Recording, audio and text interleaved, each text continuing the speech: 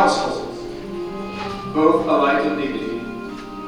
In fair Verona, where we lay our seed, from ancient threads break to new mutiny, where civil blood makes civil hands unclean. From forth the fatal loins of these two foes, a pair of star-crossed lovers take their life, whose misadventures, piteous overthrows do with their death bury their parents' strife.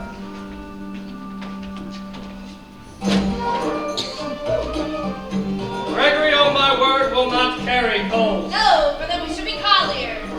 I mean, and we being collar will draw. Aye, while you live, draw your neck out to the collar. I strike quickly, being moved. But thou art not quickly moved to strike. A dog of the house of Montague moves me. To move is to stir, and to be valiant is to stand. Therefore, if thou art moved, thou runnest away. A dog of that house shall move me to stand. I'll take the wall of any man or maid of Montague. That makes thee a weak slave, for the weakest go to the wall. Draw thy tool, and to the house of Montagues. My naked weapon is out. Quarrel, I will back thee. How? Turn thy back and run? Fear me not. No, Mary, I fear thee. Let us take the law of our sides. Let them begin.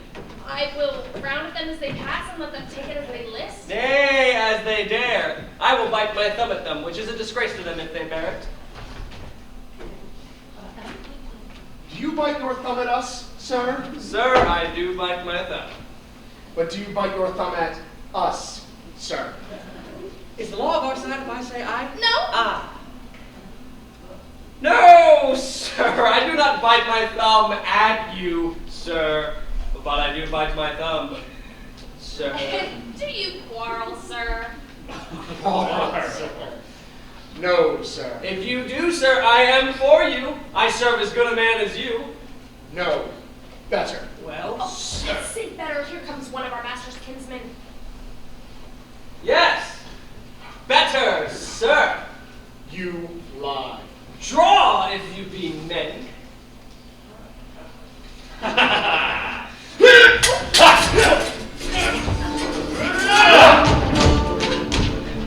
Gregory! Remember thy swashbuckler!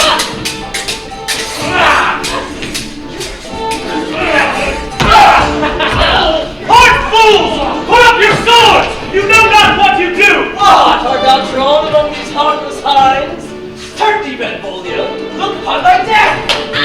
I do but keep the peace! Put up thy sword, or manage it to part these men with me! What, drawn and talk of peace? I hate the word, as I hate hell, all Montagues, and thee. Have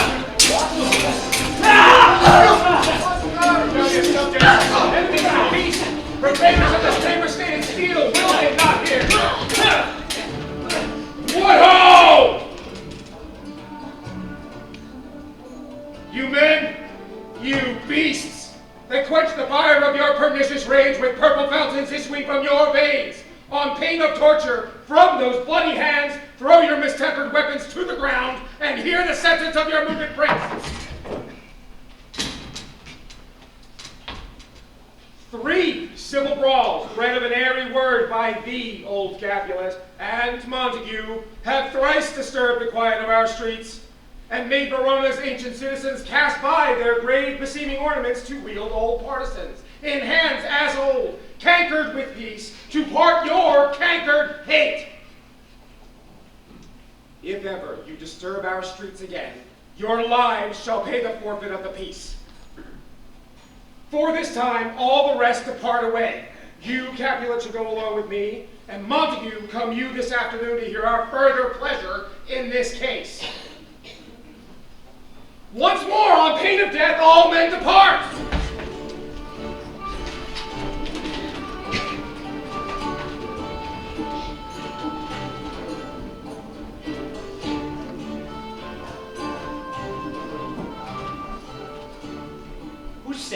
ancient quarrel we will broach. Speak, nephew, were you by when it began? Here were the servants of your adversaries and yours close fighting. Ere I did approach, I drew to part them. In the instant came the fiery Tybalt with his sword prepared, which as he breathed defiance to my ears, swung about his head and cut the winds. For nothing hurt withal hissed him in scorn. As we were interchanging thrusts and blows, came more and more, and fought on part and part, till the prince came, who parted either part. Where is Romeo? Saw you him today? Right glad I am he was not at this fray. Madam, an hour before the worship sun peered forth the golden window of the east, a troubled mind drove me to walk abroad, where underneath the grove of sycamore that westward rooteth from the city side, so early walking did I see your son. Towards him I made, but he was ware of me, and stole into the covert of the wood. I, measuring his affection by my own, that most are busied when they're most alone, pursued my humor, not pursuing his, and gladly shunned, who gladly fled from me.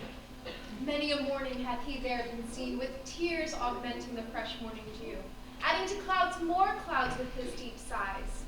But also soon as the all-cheering sun should in the furthest east begin to draw the shady curtains from Aurora's bed. Away from the light steals home our heavy sun, and private in his chambers pens himself, shuts up his windows, locks far daylight out, and makes himself an artificial night. Black and portentous must this humor prove, unless good counsel may the cause remove. My noble uncle, do you know the cause? I neither know it, nor can learn of him. Have you importuned him by any means? By myself and many other friends, but he, his own affection's counselor, I will not say how true, is to himself, so secret, so close, so far from sounding discovery, as is the bud big with an envious worm, ere he can spread his sweet leaves to the air, or dedicate his beauty to the sun. Could we but learn from whence his sorrows grow, we would as willingly could cure as know. See where he comes? So please you, step aside. I'll know his grievance will be much denied. Would thou were happy by thy stay to hear thee shrift. Come, madam, let's away.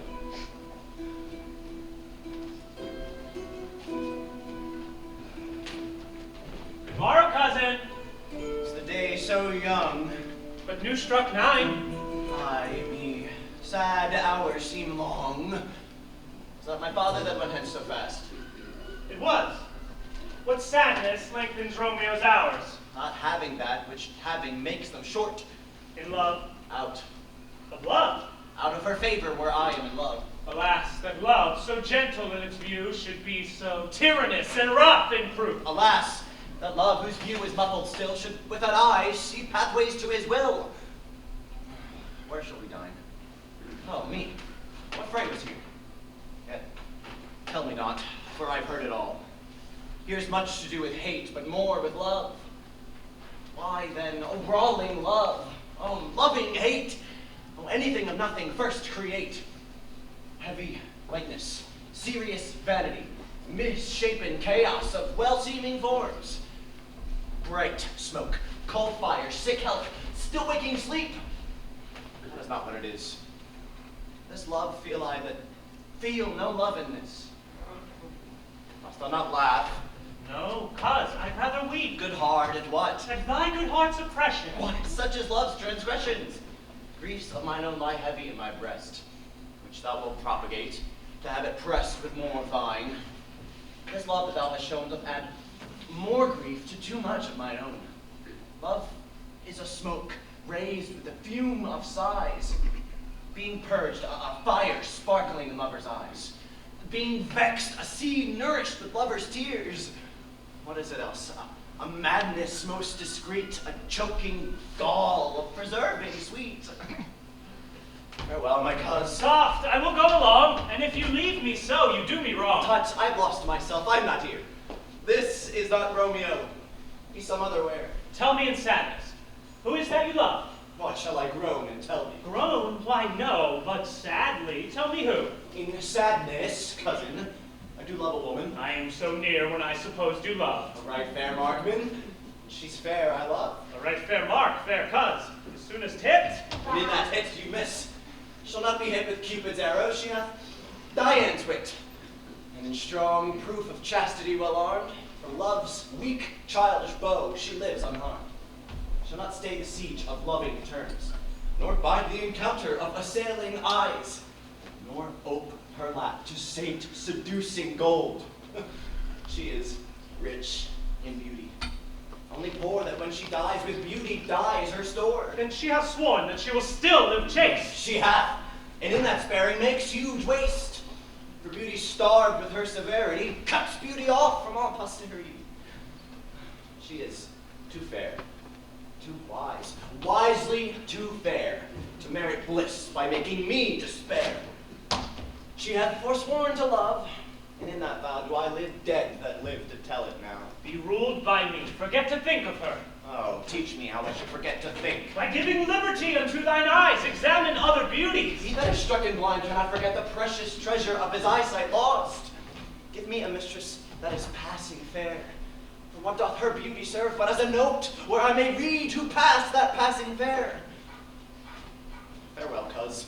Thou canst not teach me to forget. I'll pay that doctrine or else die in debt.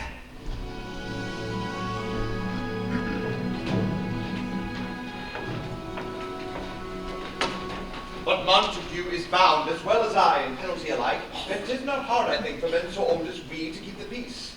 Of honorable reckoning are you both, and pity 'tis you lived at odds so long. But now, my lord, what say you to my suit? But saying o'er what I have said before, my child is yet a stranger in this world. She hath not seen the change of 14 years. Let 2 more summers wither in their pride, ere we may think her ripe to be a bride. Younger than she are happy, others made. And too soon marred are those so early made. The earth hath swallowed all my hopes, but she is the hopeful lady of my earth. But woo her, gentle Paris, get her heart. My will to her consent is but a part, and she agree, within her scope of choice, lies my consent and fair according voice. This night I hold an old custom feast, whereto I have invited many a guest, such as I love, and you, among the store, one more most welcome makes my number more. Come, go with me. Go, Sirrah. Trudge about through fair Verona, find those persons out whose names are written there, and to them say, my house and welcome on their pleasure stay.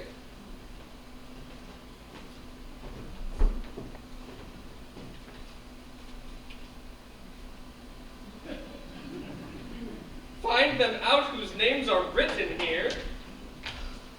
It is written that the shoemaker should meddle with his yard, and the tailor with his last, the fisher with his pencil, and the painter with his nets. But I am sent to find those persons whose names are here writ, and can never find what names the writing person hath here writ. I must to the learned in good time. Tut, man, one fire burns out, another's burning. One pain is lessened with another's anguish. Turn giddy and be halt by backward turning. One desperate grief is cured with another's languish. Take thou some new infection to thine eye, and the rank poison of the old will die. Your plantain leaf is excellent for that. For what, I pray thee? For your broken shin. Why, Romeo, art thou mad? Not mad, but bound more than a madman is. Shut up in prison, kept without food, whipped and tormented. Good Dan, good fellow. God yea, Gaden. I pray, sir, can you read? My own fortune and my misery. Perhaps you've learned it without book? But I pray, can you read anything you see? If I know the letters and the language. You say honestly. Rest you merry. Stay, fellow. I can read. Signor Martino and his wife and daughters, County Anselm and his beauteous sisters, the lady widow of Vitruvio, Signor Placentio and his lovely nieces, Mercutio and his brother Valentine, mine uncle Capulet, his wife and daughters, my fair niece Rosaline, Livia, Signor Valentio and his cousin Tybalt, Lucio and the lively Helena. A fair assembly, whither should they come? Up. Whither? To supper? To our house. Whose house? My master's. Indeed, I should have asked you that before. Now I'll answer without asking. My master is the great, rich Capulet. I pray, come, crush a cup of wine, rest you merry. At this same ancient feast of Capulet sups the fair Rosaline, whom thou so loves, with all the admired beauties of Verona. Go thither, and with unattainted eye compare her face with one that I shall show, and I will make thee think thy swan a crow. The devout religion of mine eye maintains such falsehoods, then turns tears to fires. These who often drown could never die. Transparent heretics, be burnt for liars. One fairer than my love, the all-seeing sun ne'er saw a match since first the world begun. Tut, you saw her fair, none else being by, herself poised with herself in either eye. But in that crystal scales, let there be weighed your lady's love against some other maid. I will show you shining at this feast, and she shall scant show well that now shows best. I'll go along, no such sight to be shown, but to rejoice in the splendor of mine own.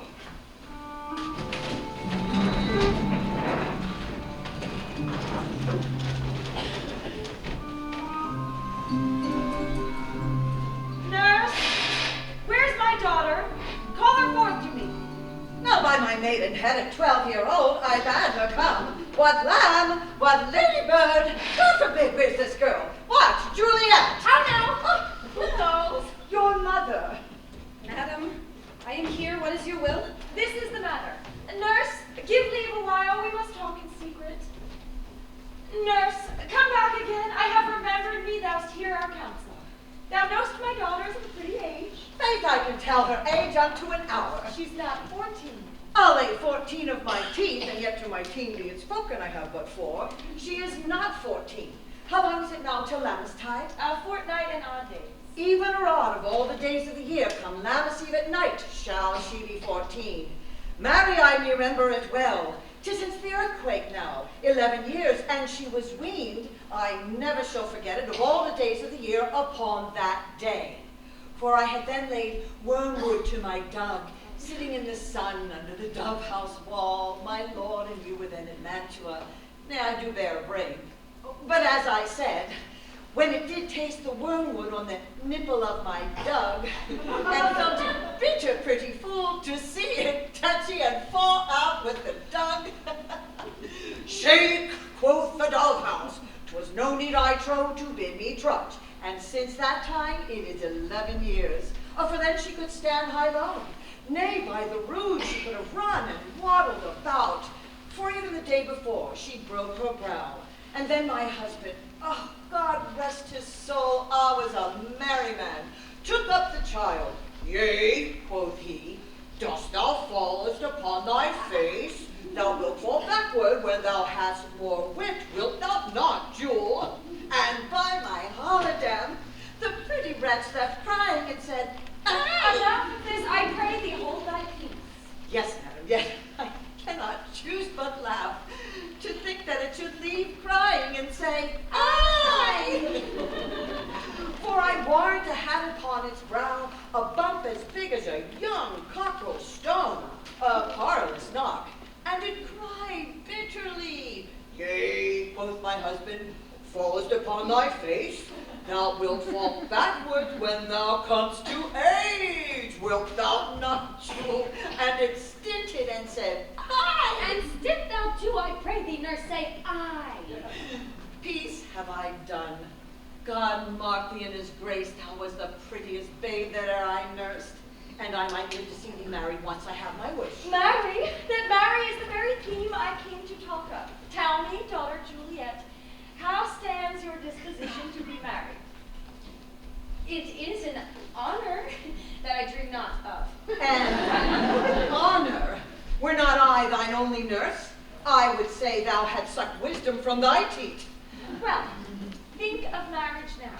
Younger than you here in Verona, ladies of esteem are made already mothers. By my count, I was your mother much upon these years, and you are now a maid. Thus then in brief, the valiant Paris seeks you for his love. A man, lady, such a man as all the world, he's a man of Verona's summer hath not such a flower. Nay, he's a flower, in faith a very flower. What say you? Can you love the gentleman? This night you shall behold him at our feast. Read o'er the volume of young Paris' face, and find delight writ there with beauty's pen. Examine every married lineament, and see how one another lends content. And what obscured in this fair volume lies, find written in the margin of his eyes, this precious book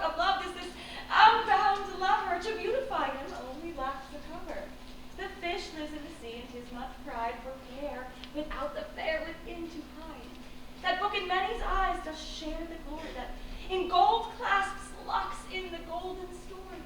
So shall you share all that he doth possess, by having him, making yourself no less. No less, nay bigger, women grow by men. Speak freely. Can you like a Paris love? I'll look to like if looking liking move, but no more deep line dark mine eye than your consent gives strength to make it ride. Madam, the guests have come, supper served up. You called, my young lady asked for, the nurse cursed in the pantry, and everything in extremity. I must hence to wait. I beseech you, follow straight. We follow thee. Juliet, the county stays. Go, girl! Seek happy nights to happy days. Give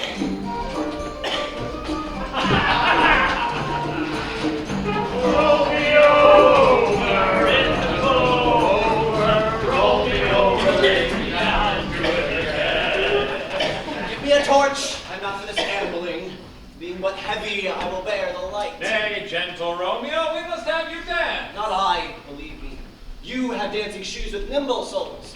I have a soul of lead, so stakes me to the ground I cannot move. You are a lover. Borrow Cupid's wings and soar with them above a common bound. I'm to soar and pierce with the shaft to soar with light feathers. And so bound I cannot bound a pitch above a dull low. Under love's heavy burden do I sink. And to sink in it should you burden love. Too great a pressure for a tender thing. Is love a tender thing? It's too rough, too rude, too boisterous, and it pricks like thorn. If love be rough with you, be rough with love! Prick love for pricking, and you beat love down! Give me a case to put my visage in. A visor or a visor. What care I when curious eye does poke deformities? Here are the beetle brows shall blush for me. Come knock and enter, no sooner in, but every man betake him to his legs. A torch for me. Let wantons light of heart tickle the senseless rushes with their heels. For I'm proverbed with a grandsire phrase. Game was ne'er so fair, and I'm done. I dreamed a dream tonight. And so did I. Well, what was yours? That dreamers often lie. In bed asleep while they do dream things true. Oh, then Icy Queen Mab had been with you.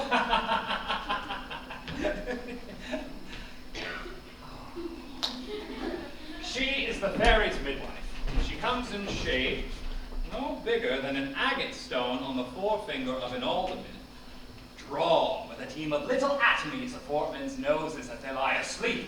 Her chariot is an empty hazelnut, made by the joiner squirrel or old grub, time out of mind the fairy's coachmakers. Her wagon spokes, made of long spinner's legs, the cover of the wings of grasshoppers, traces of the smallest spider's web, the collars of the moonshine's watery beams, her whip of cricket's bone, the lash of film, her wagoner, a small gray-coated gnat, not half so big as a round little worm pricked from the lazy finger of a maid, and in this state she gallops night by night through lovers' brains, and then they dream of love, o'er courtiers' knees that dream on curtsies straight, o'er lawyers' fingers who straight dream on fees, o'er ladies' lips who straight on kisses dream, which oft be angry mad with blisters plagues, because their breaths with sweetmeats tainted are. Sometimes she gallops o'er a courtier's nose, and then dreams he of smelling out a suit. And sometime comes she with a tie-fixed tail, tickling a parson's nose as lies asleep. Then dreams he of another benefice. Sometime she gallops over a soldier's neck, and then dreams he of cutting foreign throats, of breeches and Moscato Spanish blades, of hell's 5 fathom deep, and then in all.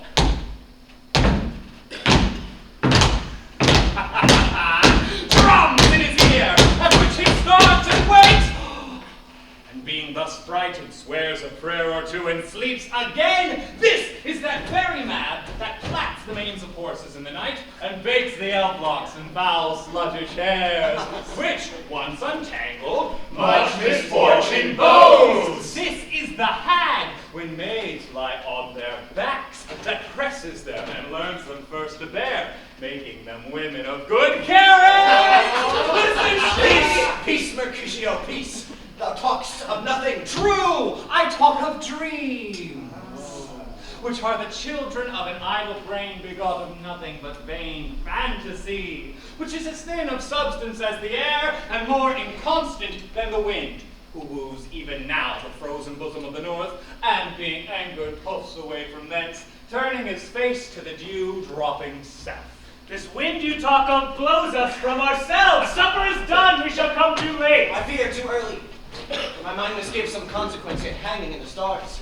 I shall bitterly begin this fearful date. The despised life closed in my breast, the vile forfeit of untimely end. But he that hath the steerage of my course direct my sail. On, lusty gentlemen. Strike to run!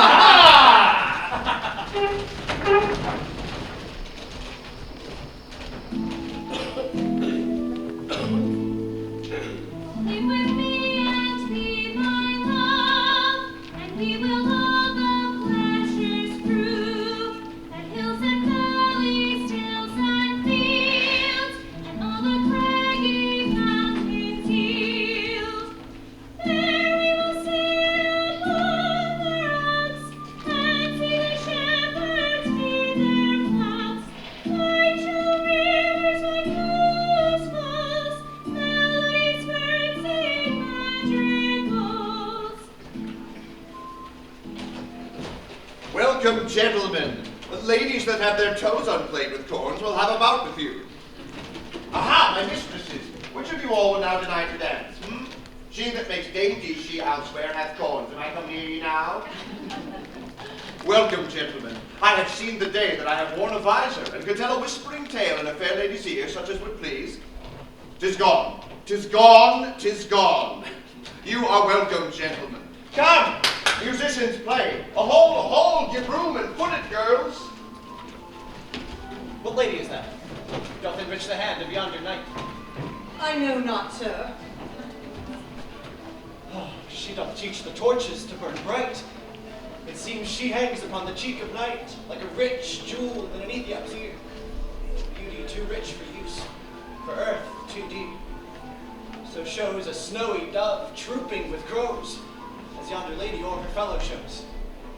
The measure is done. I'll watch her place of stand, and touching hers make blessed my rude hand. Did my heart love till now? I swear at sight, for I ne'er saw true beauty till this night. This by his voice should be a Montague.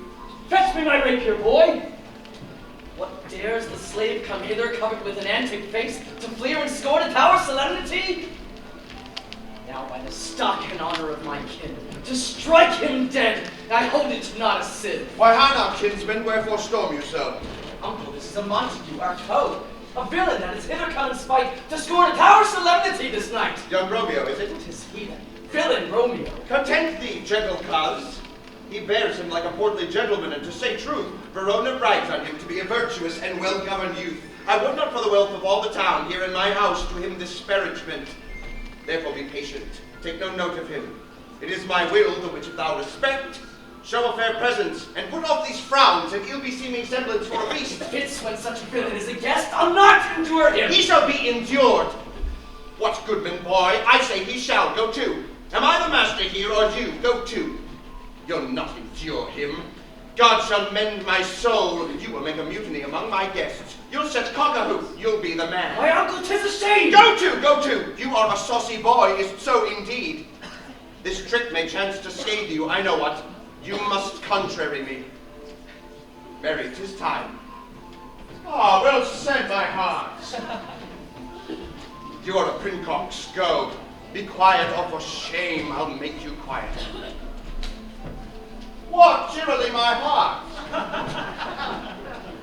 Patience perforce with willful color meeting makes my flesh tremble in their different greeting.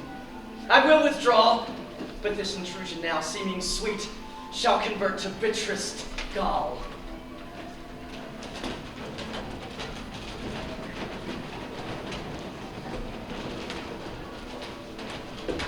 If I profane with my unworthiest hand this holy shrine. The gentle fine is this. My lips, two blushing pilgrims ready stand to smooth that rough touch with a tender kiss. Good pilgrim, you do wrong your hand too much, which manly devotion shows in this. For saints have hands, that pilgrim's hands do touch, and palm to palm is holy palmer's kiss.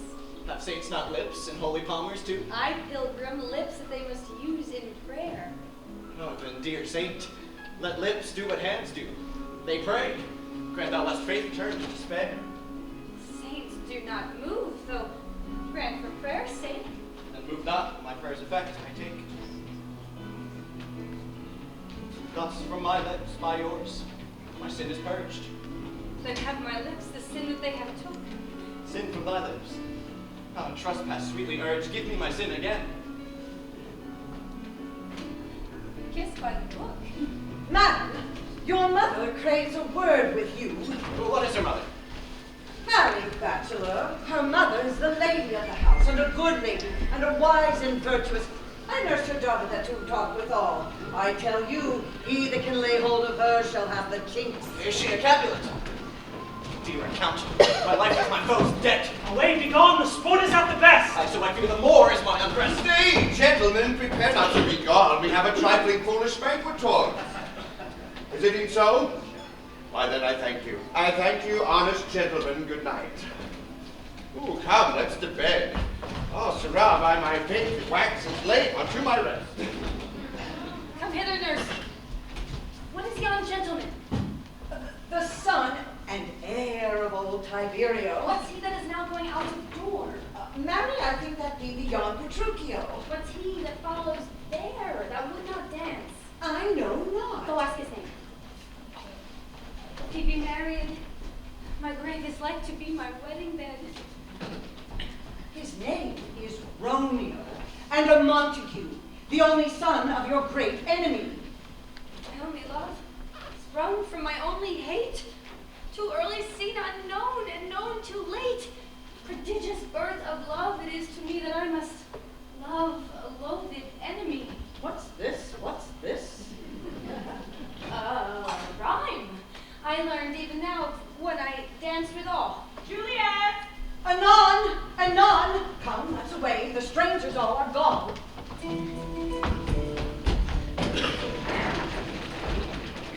Can I go forward when my heart is here? Turn back, dull earth, and find thy center out. Romeo! My cousin Romeo! He is wise, and on my life hath stolen home to bed. He ran this way and left this orchard wall. Cobbler Mercutio. Nay, I'll conjure too. Romeo!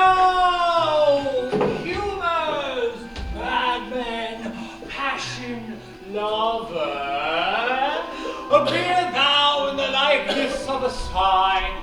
Speak but one rhyme, and I am satisfied. Cry but I me, pronounce but love and dove.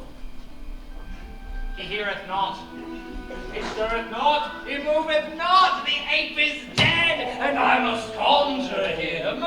I conjure thee by Rosaline's bright eyes, by her high forehead and her scarlet lip, by her fine foot, straight leg and quivering thigh, and the domains that there adjacent lie, that in thy likeness thou appear to us. If he hear thee, that will anger him. This cannot anger him. My invocation is fair and honest. In his mistress' name, I conjure only but to raise up him. Come, he hath hid himself among these trees to be consorted with the humorous night. Blind is his love, and best befits the dark. If love be blind, love cannot hit the mark.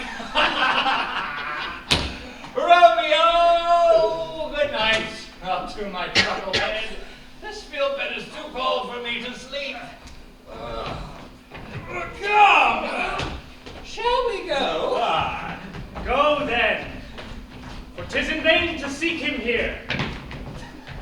That means not to be found. I am dancer, and a dancer I'll be with you again. He jests at scars that never felt a wound.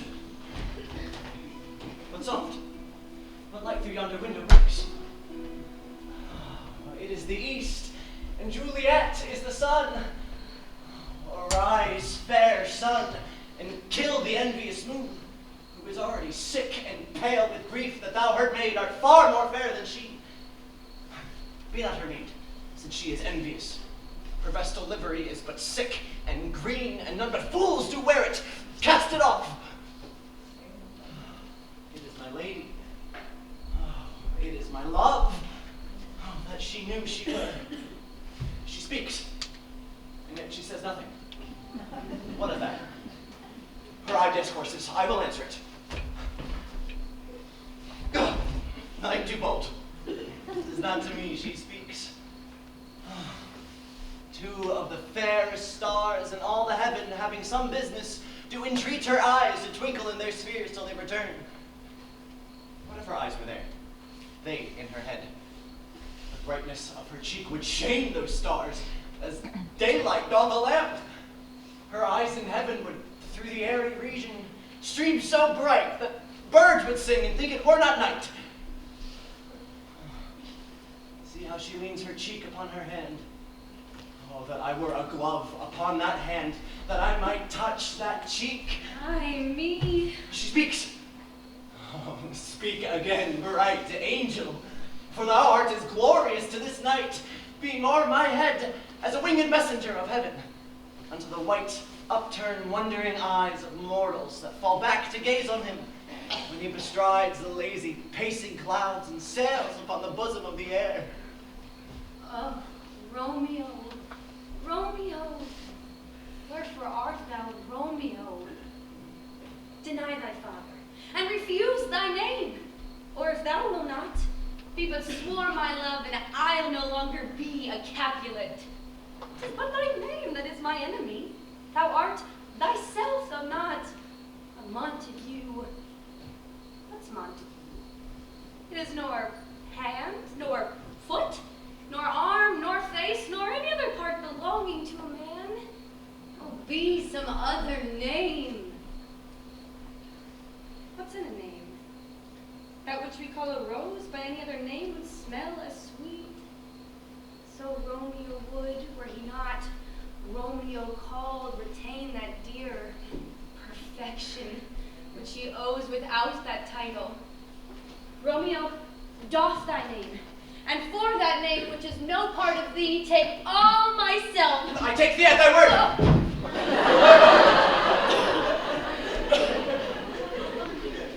Call me beloved, I'll be new baptized. Henceforth I never will be Romeo. But may art thou that thus be screened in night, so stumblest on my counsel? By a name, I know not how to tell thee who I am. My name, dear saint, is hateful to myself, because it is an enemy to thee. Had I written, I would tear the word. My ears have not yet drunk 100 words of thy tongue's utterance, and yet I know the sound.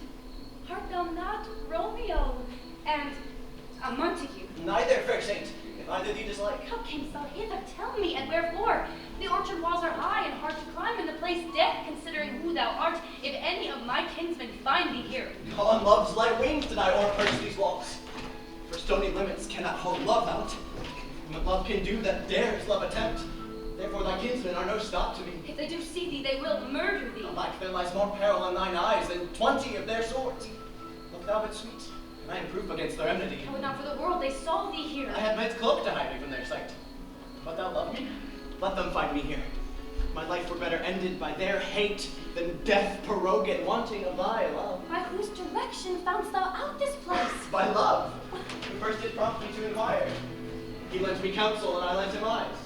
I'm no pilot, but wert thou as far as the vast shore, washed with the farthest sea, I would adventure for such merchandise. Thou knowest the mask of night is on my face, else would have made him blush bepaint my cheek for that which thou hast heard me speak tonight.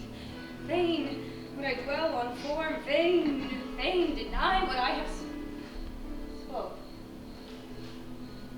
A farewell compliment. Dost thou love me? yet if thou swearest, thou mayest prove false at thy lover's perjuries. They say Jove laughs. Gentle Romeo, thou dost love. Pronounce it faithfully, or if thou thinkst I'm too quickly won, I'll frown and be perverse and say thee nay, so thou wilt woo. But else not for the world. In truth, fair Montague, I am too inclined, and therefore thou mayest think my behavior light. But trust me, gentlemen, I will prove more true than those that have more cunning to be strange. I should have been more strange, I must confess. Without thou overhearsed ere I was ware my true love's passion, therefore pardon me, and not impute this yielding to light love which the dark night hath so discovered. Lady, by yonder blessed moon, I swear. I swear not by the moon, then constant moon that monthly changes in her circle orb, lest that thy love prove likewise variable. What shall I swear by? Do not swear at all, or if thou wilt, swear by thy gracious self, which is the God of my idolatry, and I will believe thee. My heart's dear love. Well, do not swear. Although I joy in thee, I have no joy at this contract tonight. It is too rash, too unadvised, too sudden, too like the lightning which doth cease to be. One can say it lightens. Sweet good night. This bud of love by summer's ripening breath may prove a beauteous flower when next we meet. Good night. Good night. A sweet repose and rest come to thy heart as thou within my breast. Oh, wilt thou leave me so unsatisfied? What satisfaction canst thou have tonight? Why, the exchange of thy love's faithful vow for mine. I gave thee mine before thou didst request it. And yet, I would it were to give again. Wouldst thou withdraw it? For what purpose, love? But to be frank, and give it thee again. And yet, I wish but for the thing I have, my bounty is as boundless as the sea, my love as deep. The more I give to thee, the more I have, for both are infinite. Juliet! Here's some voice within. Dear love. Anon, good nurse. Sweet Montague, true, stay but a little, I will come again. Oh, blessed night. I'm afeard. Being but night, this is but a dream. Too flattering sweet to be substantial. 3 words, dear Romeo, and good night indeed. If that thy bent of love be honorable, thy purpose, marriage. Send me word tomorrow by one that I'll procure to come to thee. Where and what time thou wilt perform the rite, and all my fortunes at thy foot I'll lay, and follow thee, my lord, throughout the world. Madam! I come anon, but if thou mean'st not well, I do beseech thee. Madam! I come to cease thy suit and lead me to my grief. Tomorrow will I send. So thrive my soul. 1,000 times good night. 1,000 times the worse to blunt thy light. Love towards love, as schoolboys from their books, but love from love, towards school with heavy looks. Romeo, Romeo, My dear, at what o'clock tomorrow shall I send to thee? at the hour of 9. I will not fail. 'Tis 20 years till then. I have forgot why I did call thee back. Let me stand here without remembering. I shall forget to have thee still stand there, remembering how I love thy company. And I'll still stay, to have thee still forget, forgetting any other home but this. So most morning, I would have thee gone. Good night. No. Good night. Parting is such sweet sorrow that I shall say good night till it be morrow. Sleep, dwell upon thine eyes, peace in thy breast. For I but sleep and peace, so sweet to rest. Hence I will to my ghostly father so, his help to crave, and my dear have to tell.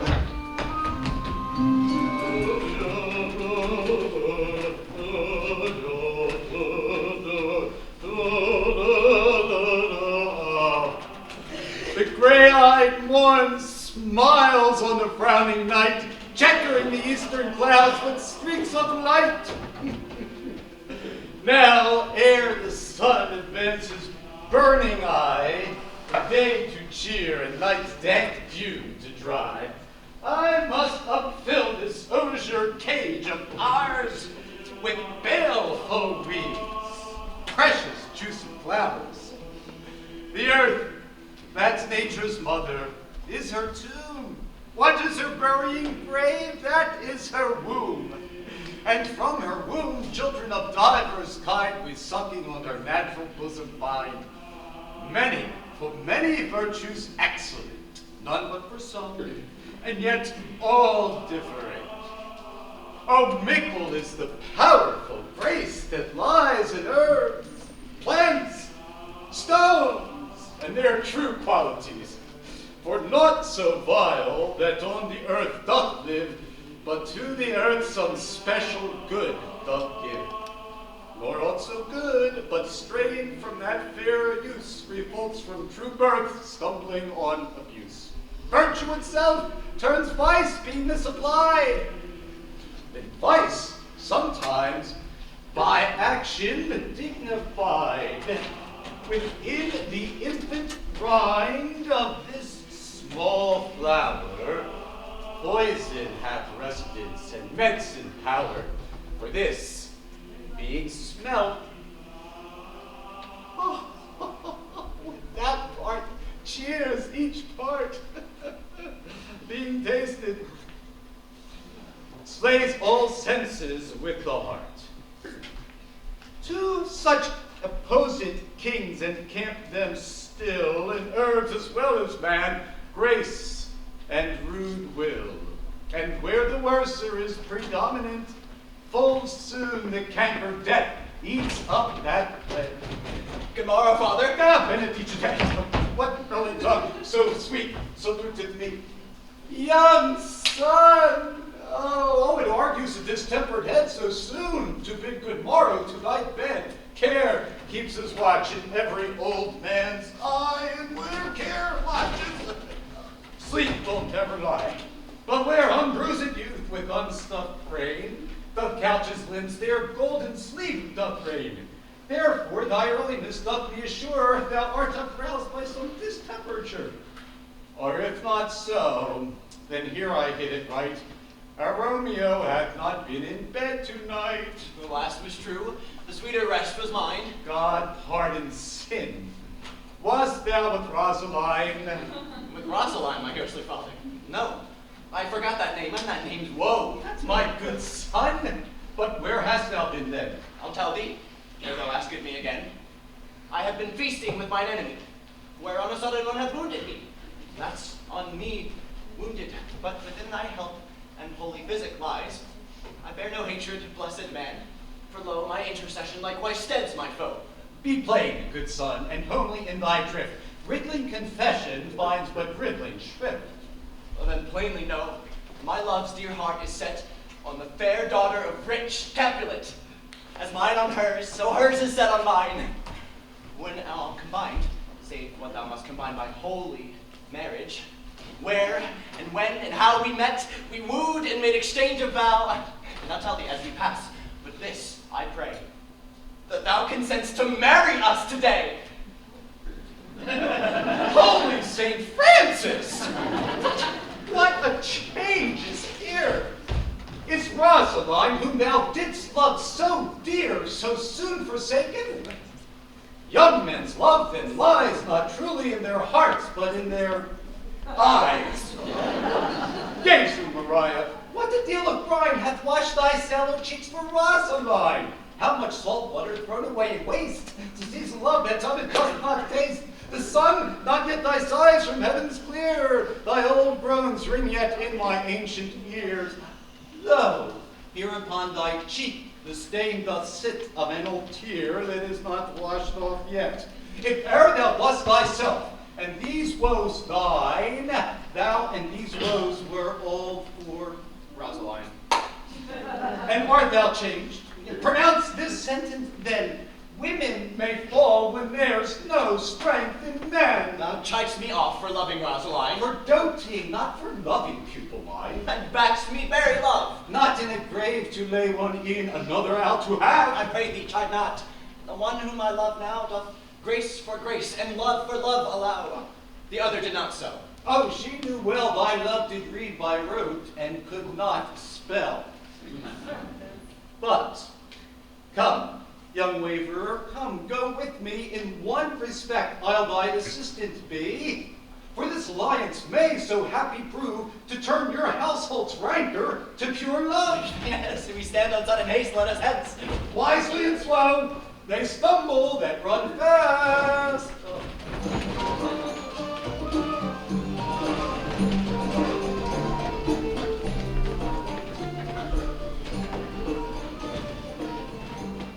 Where the devil should this Romeo be? Came he not home tonight? Not to his father's. I spoke with his men. Why, that same pale, hard-hearted wench, that Rosaline torments him so, that'll sure run him mad. Tybalt, the kinsman of old Capulet, has sent a letter to his father's house. A challenge on my life.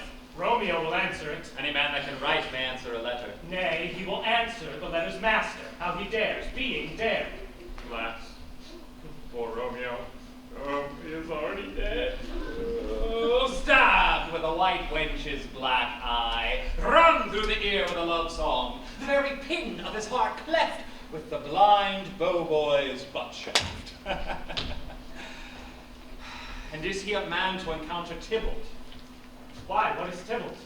More than prince of cats, I can tell you. Oh, he is the courageous captain of compliments. He fights as you sing prick song, keeps time, distance, and proportion. Rests me his minimum rest. 1, 2, the third in your bosom, the very butcher of a silk button. A duelist, a gentleman of the very first house, of the first and second cause. Ah, the immortal passado, the punto reverso, the high. The what?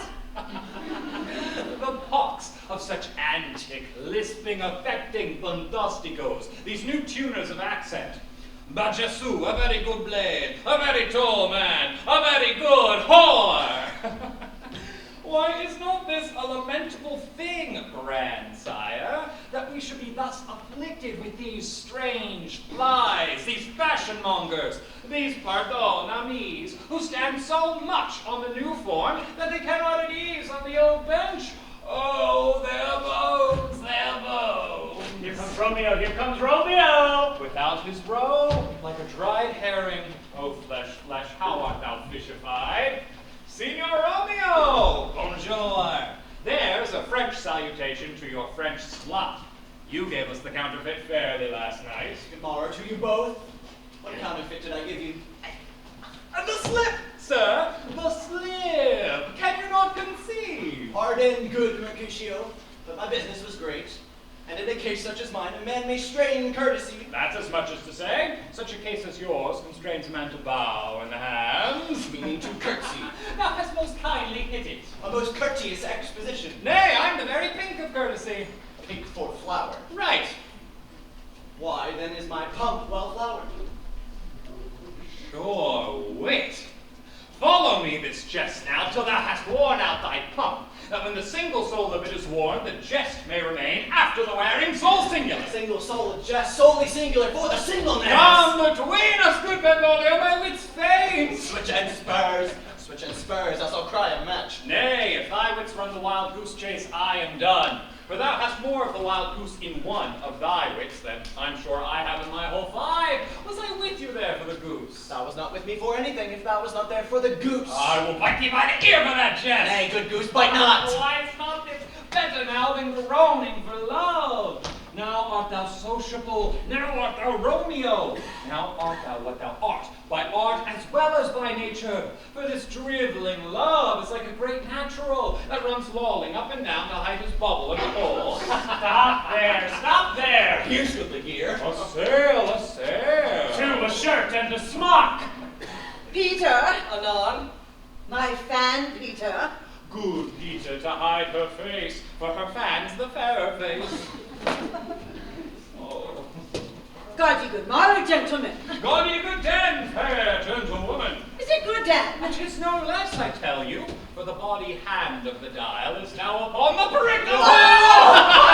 On you! What a man are you? A man, gentlewoman, that God hath made for himself to mar. Ah, who quoth by my troth is quoth well for himself to bar. Gentlemen, can any of you tell me where I may find the young Romeo?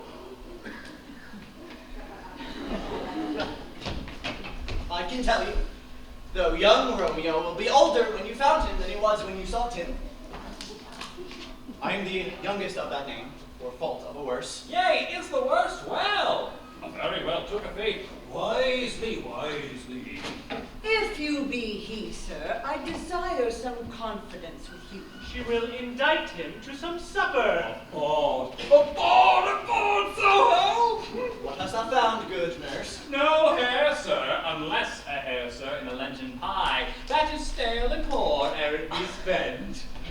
Romeo, will you come to your father's? We'll to dinner thither. I will follow you. Farewell, ancient lady, farewell, lady, lady, lady.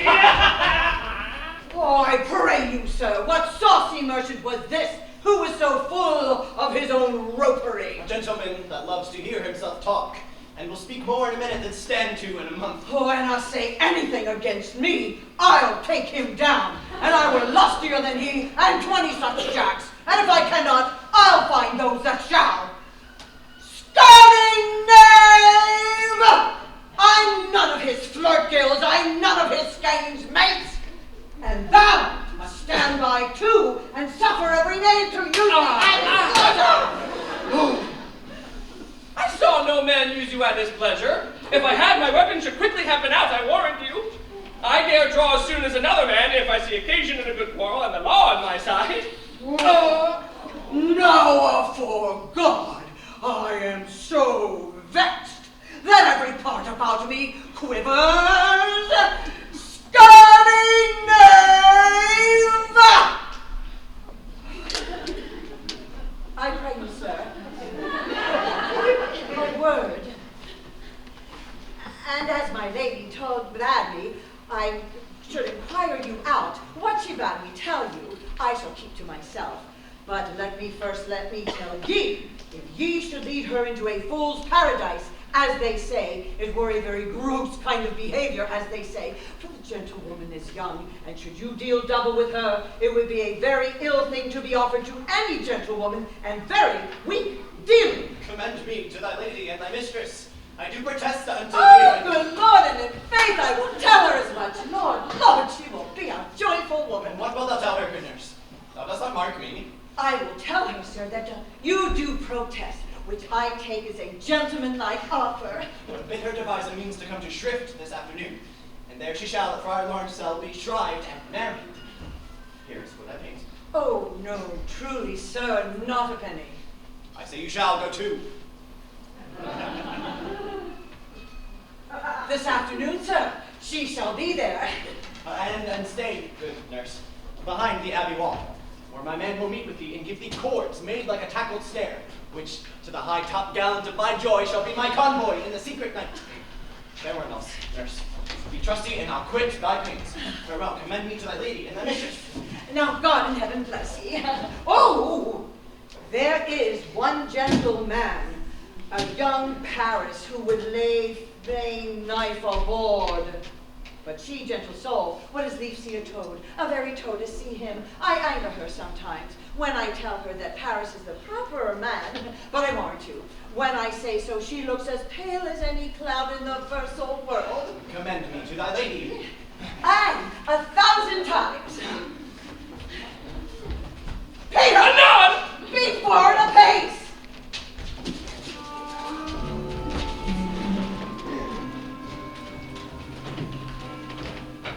The clock struck 9 when I did send the nurse. In half an hour, she promised to return. Perchance she cannot meet him. That's not so.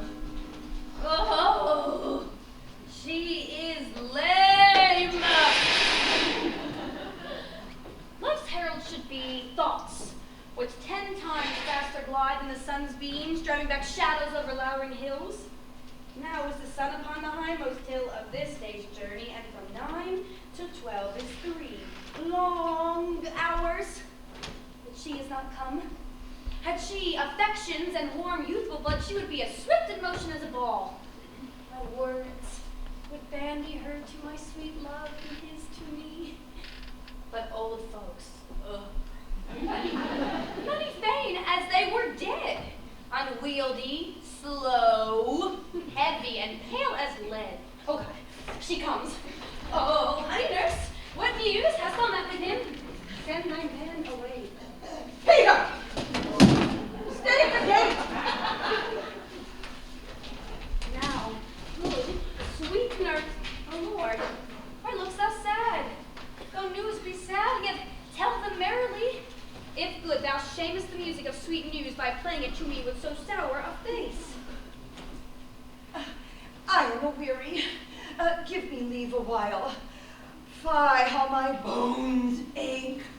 What a jaunts have I! I would thou hadst my bones, and I thy muse. Nay, come, I pray thee, speak, good nurse, speak. Jesu, what haste! Can you not stay a while? Do you not see that I am out of breath? How art thou out of breath when thou hast breath to say to me that thou art out of breath? The excuse that thou dost make in this delay is longer than the tale thou dost excuse. Is thy news good or bad? Answer to that. Say either, and I'll stay the circumstance. Oh, let me be satisfied. Is it good or bad? Well, you have made a simple choice. You know not how to choose a man. Romeo, no, not he. Though his face be better than any man's, yet his leg excels all men's, and for a hand and a foot and a body, though they be not to be talked on, yet they are past compare. He is not the flower of courtesy, but I warrant you, as gentle as a lamb. Go thy ways, wench, serve God. What, have you dined at home? No, but all this did I know before. What says he of our marriage? What of that? Lord, how my head aches. What a head have I, it beats as if it would fall into 20 pieces. Oh, my back, t'other side. Oh, my back. Beshrew your very heart for sending me about to catch my death dancing up and down. Give back, I am sorry that thou art not well. Sweet nurse. Tell me, what says my love? Your love says, like an honest gentleman, and a kind, and a courteous, and I warrant a virtuous. Where's your mother? Where is my mother? Where she is within, where should she be? How oddly thou repliest. Your love says, like an honest gentleman, where is your mother? Oh, God's lady dear, are you so hot? Marry, come up, I trow. Is this the poultice for my aching bone? Henceforward, do your messages yourself. Here's such a coil. Come, what says Romeo? Have you got leave to go to shrift today? I have. Then hie you hence to Friar Lawrence' cell. There stays a husband to make you a bride. Now comes the wanton blood in her cheeks. Hie you to the church. I must another way to fetch your ladder, by the which your love must climb a bird's nest soon when it is dark. Go, I'll to dinner. Hie you to the cell. Hide fortune on this nurse. Farewell.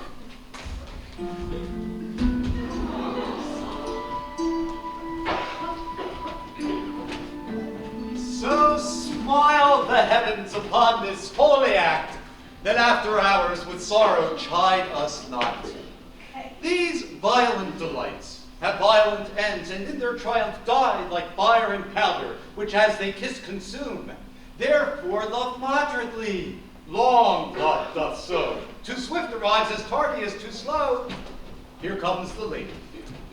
Good even to my ghostly confessor. Romeo shall thank thee, daughter, for us both.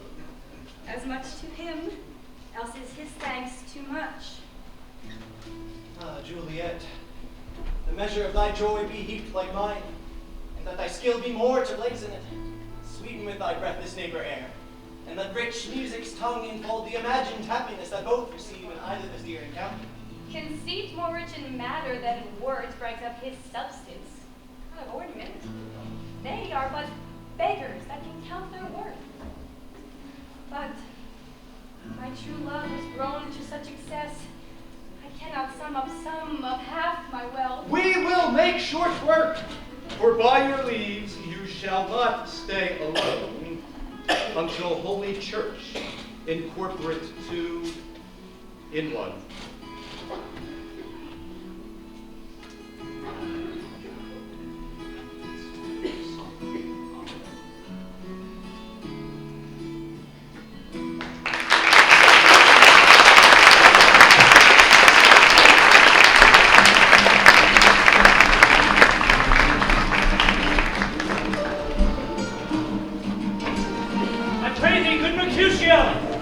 Let's retire. The day is hot. The Capulets abroad, and if we meet, we shall not escape a brawl. For now, these hot days is the mad blood stirring. By my head, here come the Capulets. By my heel, I cannot. Follow me close, for I will speak to them. Gentlemen, good den, a word with one of you. And but one word with one of us. Couple it with something. Make it a word and a blow. You shall find me apt enough to that, sir, and you will give me an occasion. Could you not take some occasion without giving? Mercutio, thou consortst with Romeo. Consort? What, dost thou make us minstrels? And thou make minstrels of us? Look to hear nothing but discords. Here's my fiddlestick, ears that shall make you dance. Zounds, consort. We talk here in the public haunt of men. Either withdraw unto some private place and reason coldly of your grievances, or else depart. Here all eyes gaze on us. Men's eyes were made to look, and let them gaze. I will not budge for no man's pleasure, I. Well, peace be with you, sir. Here comes my man. But I'll be hanged, sir, if you wear your livery. Marry, go before the field. He'll be your follower. Your worship, in that sense, may call him man. Romeo, the hate I bear thee can afford no better term than this.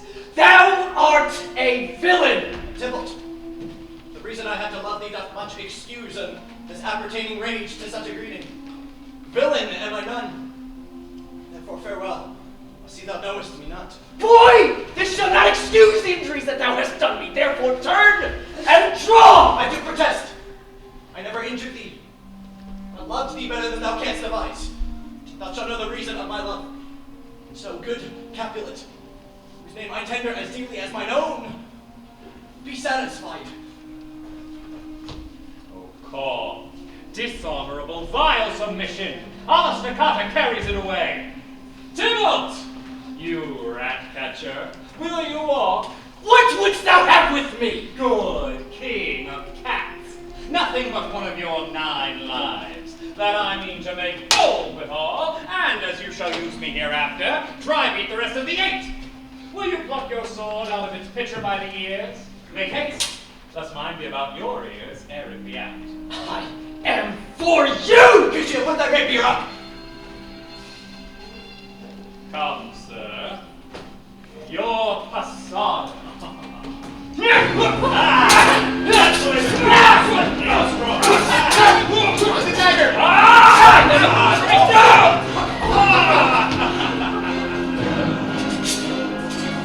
Oh, come.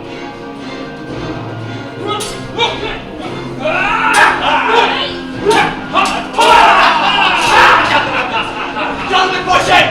Forbear this outrage! Let it go, Romeo.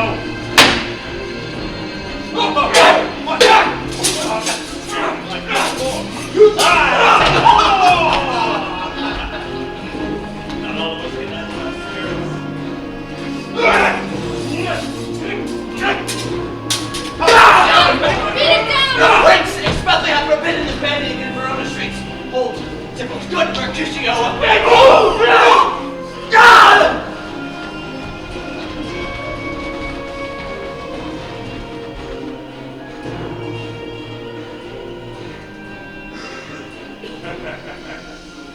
I am hurt. Plague on both your houses. And sped. Is he gone and hath nothing? Art thou hurt? Aye, a scratch, a scratch. Marry, 'tis enough. Fetch a surgeon. Courage, man, the hurt cannot be... No, 'tis not so deep as a well, not so wide as a church door. 'tis enough. 'Twill serve. Ask for me tomorrow, and you shall find me a grave man.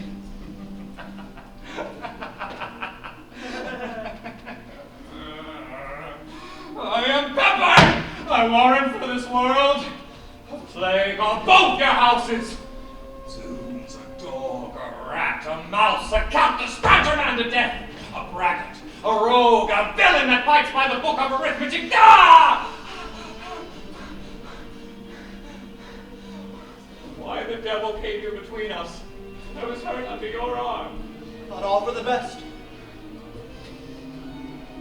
Help me into some house, Benvolio, or I shall faint. Ah, the plague on both your houses! They have made worms meat of me. I've had it and soundly too. Your houses! This gentleman, the prince's near ally and my dear friend, hath got his mortal hurt on my behalf, and my reputation stained with Tybalt's slander. Tybalt, that an hour hath been my kinsman. Sweet Juliet, thy beauty hath made me effeminate, and in my temper softened valor's steel. Oh, Romeo. Romeo. Brave Mercutio's dead.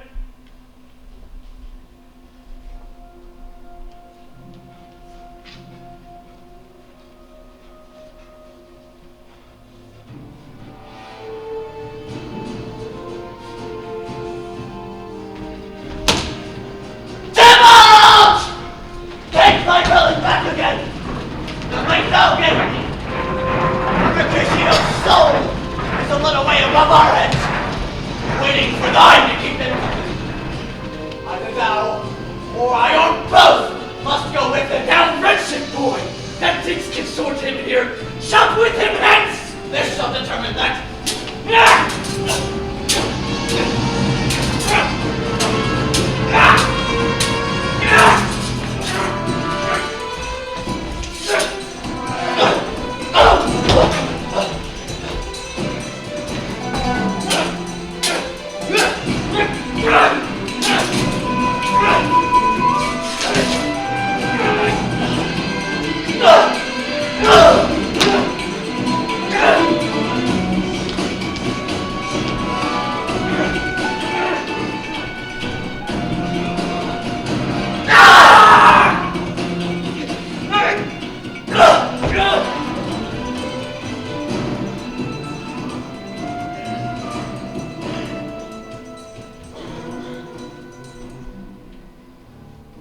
Romeo? Away. Be gone. The citizens are up and Tybalt slain. Stand not amazed, the prince will do thee death if thou art taken. Hence be gone away. No! I am fortune's fool! Why dost thou stay? To the square! The prince approaches! Must the prince will tear his liver from it with this.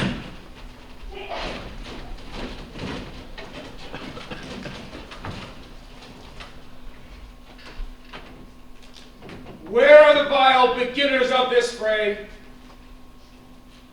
O noble prince, I can discover all the unlucky manage of this fatal brawl. There lies the man, slain by young Romeo that slew thy kinsman, brave Mercutio. Tybalt! My cousin! My brother's child! Oh, prince! Oh, cousin husband! Oh, the blood is spilt! Oh, my dear kinsman! Prince, as thou art true, for blood of ours, shed blood of Montague! Oh, cousin! Benvolio, who began this bloody fray? Tybalt, here slain that Romeo's hand did slay. Romeo that spoke him fair, bid him bethink how nice the quarrel was, and urged withal your high displeasure. All this, uttered with calm breath, gentle look, knees humbly bowed, could not take truce with the unruly spleen of Tybalt. Romeo, he cries aloud, hold, friends, friends, part! And swifter than his tongue, his agile arm beats down their fatal points, and twixt them rushes, underneath whose arm an envious thrust from Tybalt hit the life of stout Mercutio. And then Tybalt fled, and to it they go like lightning, for ere I could draw to part them was stout Tybalt slain. And as he fell, did Romeo turn and fly. This is the truth. Or let Benvolio die. He is a kinsman to the Montague. Affection makes him false, he speaks not true. Some 20 of them fought in this black strife, and all those 20 could but kill one life. I beg for justice, which thou, prince, must give. Romeo slew Tybalt. Romeo must not live. Romeo slew him. He slew Mercutio. Who now the price of his dear blood doth owe? Well, not Romeo, Prince. He was Mercutio's friend. His fault concludes but what the law should end, the life of Tybalt. And for that offense, immediately we do exile him hence. I have an interest in your hates proceeding. My blood for your rude brawls doth lie a-bleeding. But I'll averse you with so strong a fine that you shall all repent the loss of mine. I will be deaf to pleading and excuses. Nor prayers, nor tears shall purchase out abuses, therefore use not. Let Romeo hence in haste, else when he's found, that hour is his last. Bear hence this body and attend our will. Mercy but murders, pardoning those that kill.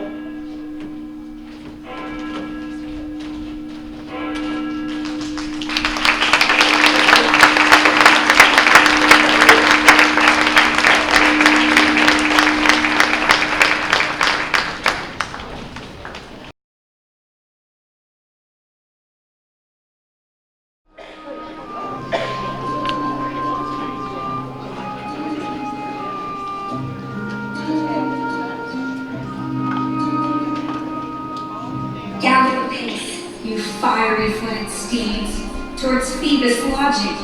Such a wagoner's phaeton will whip you to the west, and bring in cloudy night immediately. Spread thy close curtain, love-performing night, that runaway's eyes may wink, and Romeo leap to these arms untalked of and unseen. Come, civil knight, thou sober-suited matron, all in black, and learn me how to lose a winning match. Play with your pair of stainless maidens. Come, knight, come, Romeo, come thou day in night, for thou wilt lie upon wings of night whiter than new snow upon a raven back. Come, gentle knight, come, loving black-brown knight, give me my Romeo. And when he shall die, take him. Cut him out in little stars, and he will make the face of heaven so fine that all the world will be in love with night and pay no worship to the garish sun. Oh, I've bought the mansion of a love, but not possessed it. Though I am so not yet enjoyed. So tedious is this day. Oh, here comes my nurse, and she brings news, and every tongue that speaks but Romeo's name speaks heavenly eloquence. Now, nurse, what news? What hast thou there, the cords that Romeo bid thee fetch? The cords.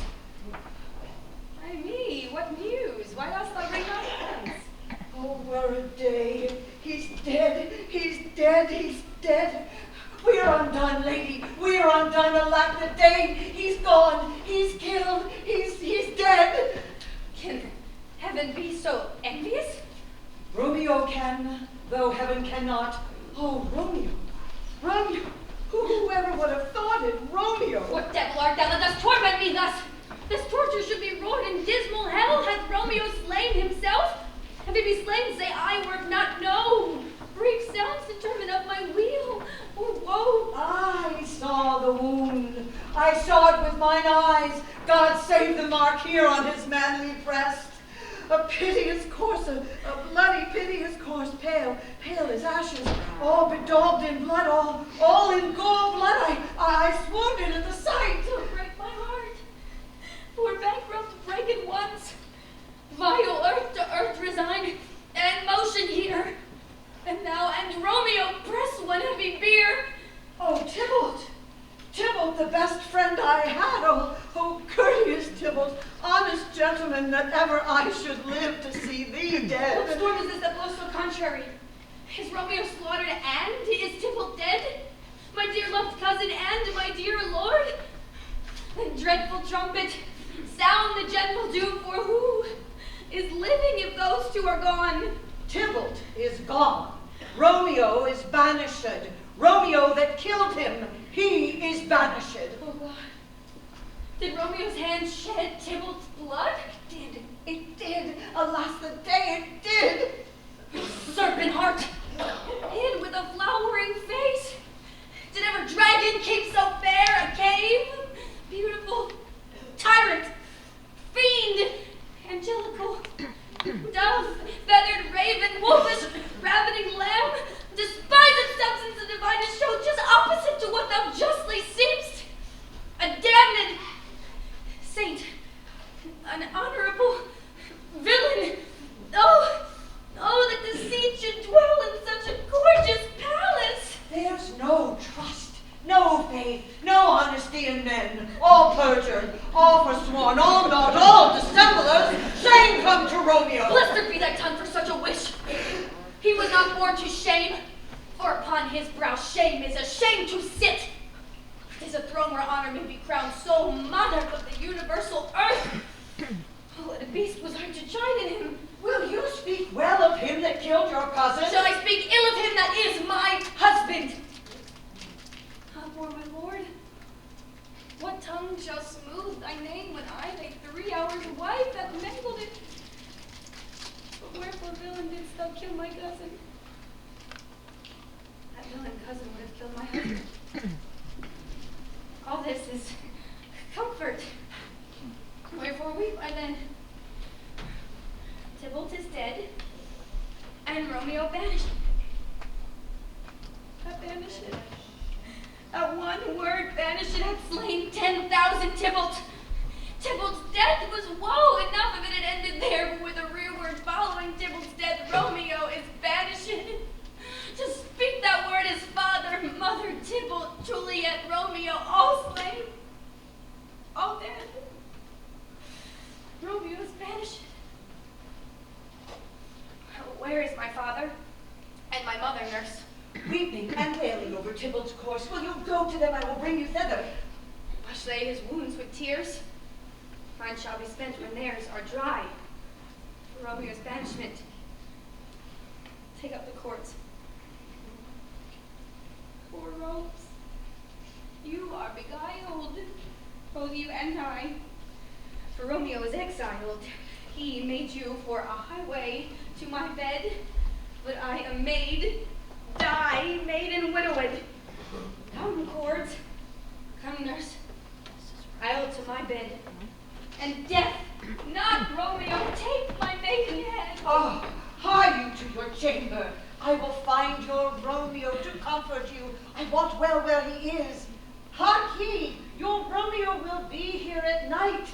I'll to him. He's hid at Lauren's cell. I'll find him. Give this ring to my true knight. And bid him come to take his last farewell.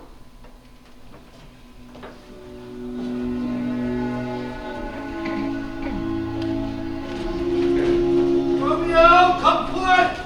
Come forth, thou fearful man! Affliction is enamored of thy parts, and thou art wedded to calamity. Father, what news? What of the prince's doom? Too familiar is my dear son with such sour company. I bring thee tidings of the prince's doom. What less than doomsday is the prince's doom? A gentler judgment banished from his lips, not body's death, but body's banishment. Banishment. Be merciful, seek death. For exile hath more terror in his looks, much more than death. Do not say banishment. Hence from Verona art thou banished. Be patient, for the world is broad and wide. There is no world without Verona walls, but purgatory, torture, hell itself. Hence banishment is banished from the world, and world's exile is death. then banish it as death misturned. Calling death banishment, thou cuts my head off with a golden axe, and smilest upon the stroke that murders me. O deadly sin, O rude unthankfulness! Thy fault our law calls death, but the kind prince, taking thy part, hath rushed aside the law, and turned that black word death to banishment. This is dear mercy, and thou seest it not. It is torture, not mercy. Heaven is here, where Juliet lives, and every cat and dog and little mouse, every unworthy thing live here in heaven, and may look on her. But Romeo will not. He is banishing. They are free men, but I am banished. And sayest yet that exile is not death. Hast thou no poison mixed, no sharp ground knife, no sudden mean of death, though ne'er so mean, but banished to kill me? Banished? Oh, friar, the damned use that word in hell. Howling attends it. How was thou the heart, being undivine, a ghostly confessor, a sin absolver, and my friend professed to mangle me with that word, banished? Thou fond madman, hear me but speak a word. Oh, thou wilt speak again of banishment. I'll give thee armor to keep off that word, adversity, sweet milk, philosophy to comfort thee, though thou art banished. Yet banished! Hang up philosophy!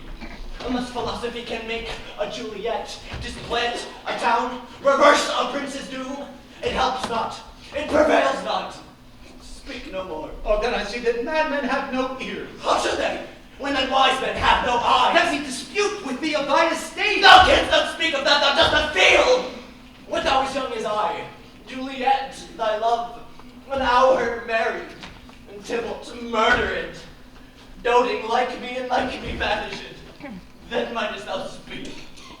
Then mightest thou tear thy hair, and fall upon the ground as I do now, taking the measure of an unmade grave. Arise!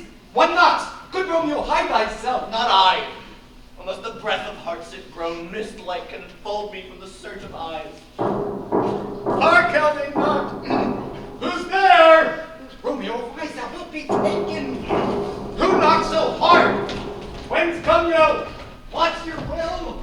Let me come in and you shall know my errand. I come from Lady Juliet. Oh, welcome then. Oh, holy friar. Oh, tell me, holy friar, where is my lady's lord? Where is Romeo? There on the ground with his own tears made drunk. Oh, he is even in my mistress' case, just in her case. Oh, woeful sympathy, piteous predicament, even so lies she, blubbering and weeping, weeping and blubbering. Stand up, stand up, stand and you be a man for Juliet's sake, for her sake. Rise and stand, why should you fall into so deep an O? Nurse, speakest thou of Juliet? How is it with her? Doth she not think me an old murderer, now that I have stained the childhood of our joy with blood removed from little of her own? Where is she? And how doth she? What says my concealed lady to our cancelled love? Oh, sir, she says nothing, sir, but weeps and falls down on her bed, and then starts up, and Tybalt calls, and then on Romeo cries, and then down falls again. As if that name shot from a deadly level of a gun did murder her. As that name's cursed hand murdered her kinsman. Tell me, friar, tell me, in what part of this vile anatomy doth that name lie? Tell me that I may sack the hateful mention. Hold thy desperate hand! Art thou a man? Thy form cries out thou art, thy tears are womanish. Thy wild acts denote the unreasonable fury of a beast, unseemly woman in a seeming man, and ill-beseeming beast in seeming both. Thou hast amazed me. By my holy order, I thought thy disposition better tempered. Hast thou slain Tybalt? Wilt thou slay thyself? And slay thy lady too that lives in thee by doing damned hate upon thyself? What roused thee, man? Thy Juliet is alive, for whose dear sake thou wast but lately dead. There art thou happy. Tybalt would kill thee, but thou slewest Tybalt. There art thou happy. The law that threatened death becomes thy friend and turns it to exile. There art thou happy. A pack of blessings lights upon thy back. Happiness courts thee in her best array. But like a misbehaved and sullen wench, thou pounced upon thy fortune and thy love. Take heed, for such die miserable. Go. Get thee to thy love as was decreed. Ascend her chamber hence and comfort her. But look thou stay not till the watch be set for them. Thou canst not pass to Mantua, where thou shalt live till we can find a time to blaze your marriage, reconcile your friends, beg pardon of the prince, and call thee back with 100,000 times more joy than thou wentst forth with lamentation. Oh. Go before, nurse. Commend me to thy lady, and bid her hasten all the house to bed, which heavy sorrow makes an act unto. Romeo is coming. Lord, I could have stayed all the night to hear good counsel. Oh, what learning is. My lord, I will tell my lady you will come. Do so, and bid my sweet prepare to chide. Here, sir, a ring she bid me give you, sir.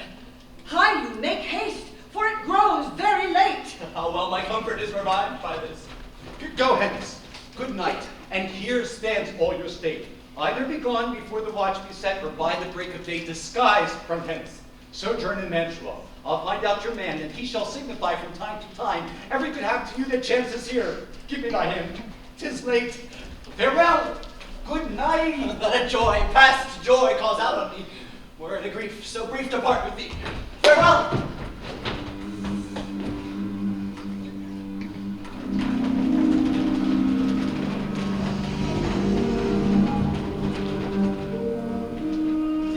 Things have fallen out, sir, so unluckily that we've had no time to move our daughter. Look you, she loved her kinsman Tybalt dearly, and so did I.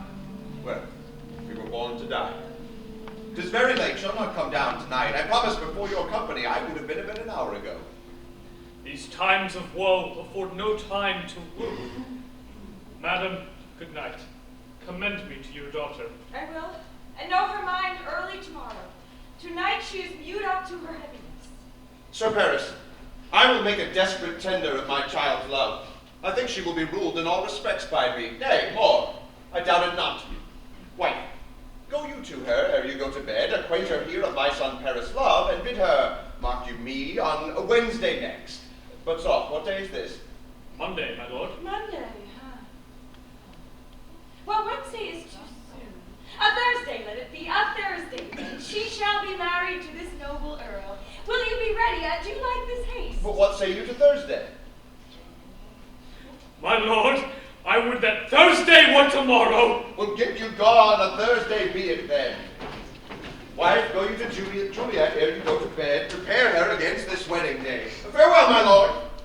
Oh, it is so very, very late that we may call it early by and by. Good night.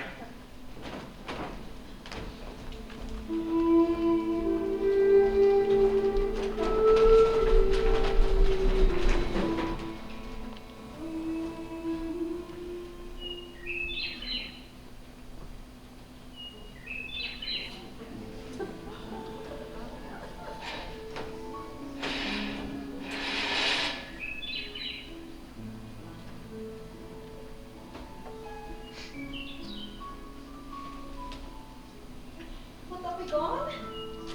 It was not yet Beer Day. It was the nightingale and not the lark that pierced the fearful hollow of thine ear. Nightly she sings on young pomegranate tree. Leave me, love, it was the nightingale. It was the lark, the herald of the morn. The nightingale, look, love, what envious streaks do lace the severing clouds of yonder east. Night's candles are burnt out, and jocund day stands tiptoe on the misty mountain top. I must be gone and live, or stay and die. Yon light is not daylight, I know it all. It is some meteor that the sun exhales to be to thee this night a torchbearer, to light thee on thy way to Mantua. Therefore, stay yet.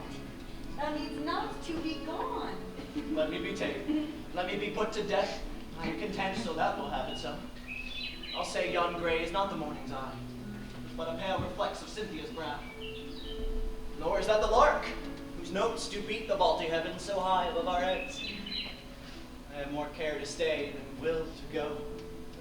Come, death and welcome. Juliet wills it so. How is my soul? Let us talk. It is not day. It is. It is. I can't be gone away. It is the lark that sings so out of tune, straining harsh discords and unpleasing sharps. Oh, now be gone. More light and light it grows. More light and light, more dark and dark our woes. Madam, your lady mother is coming to your chamber. The day is broke. Be wary, look about. The window let day in and let life out. Farewell. Farewell. One kiss and I'll descend.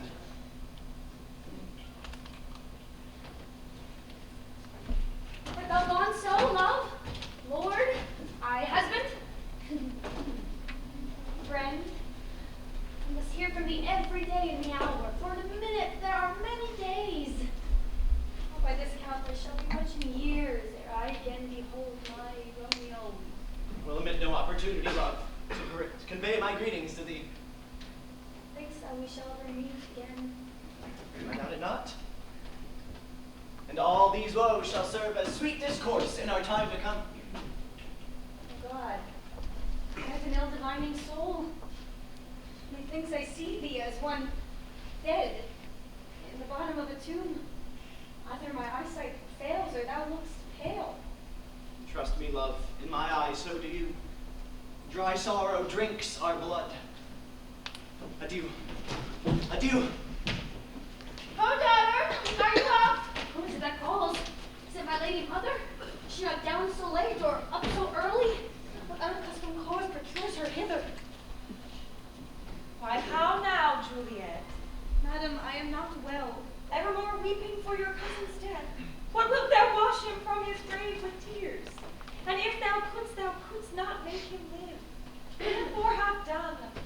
Some grief shows much of love, but much of grief shows still some want of wit. Yet let me weep for such a feeling lost. So shall you feel the loss, but not the friend which you weep for. Feelings of the loss, I cannot ever choose but weep the friend.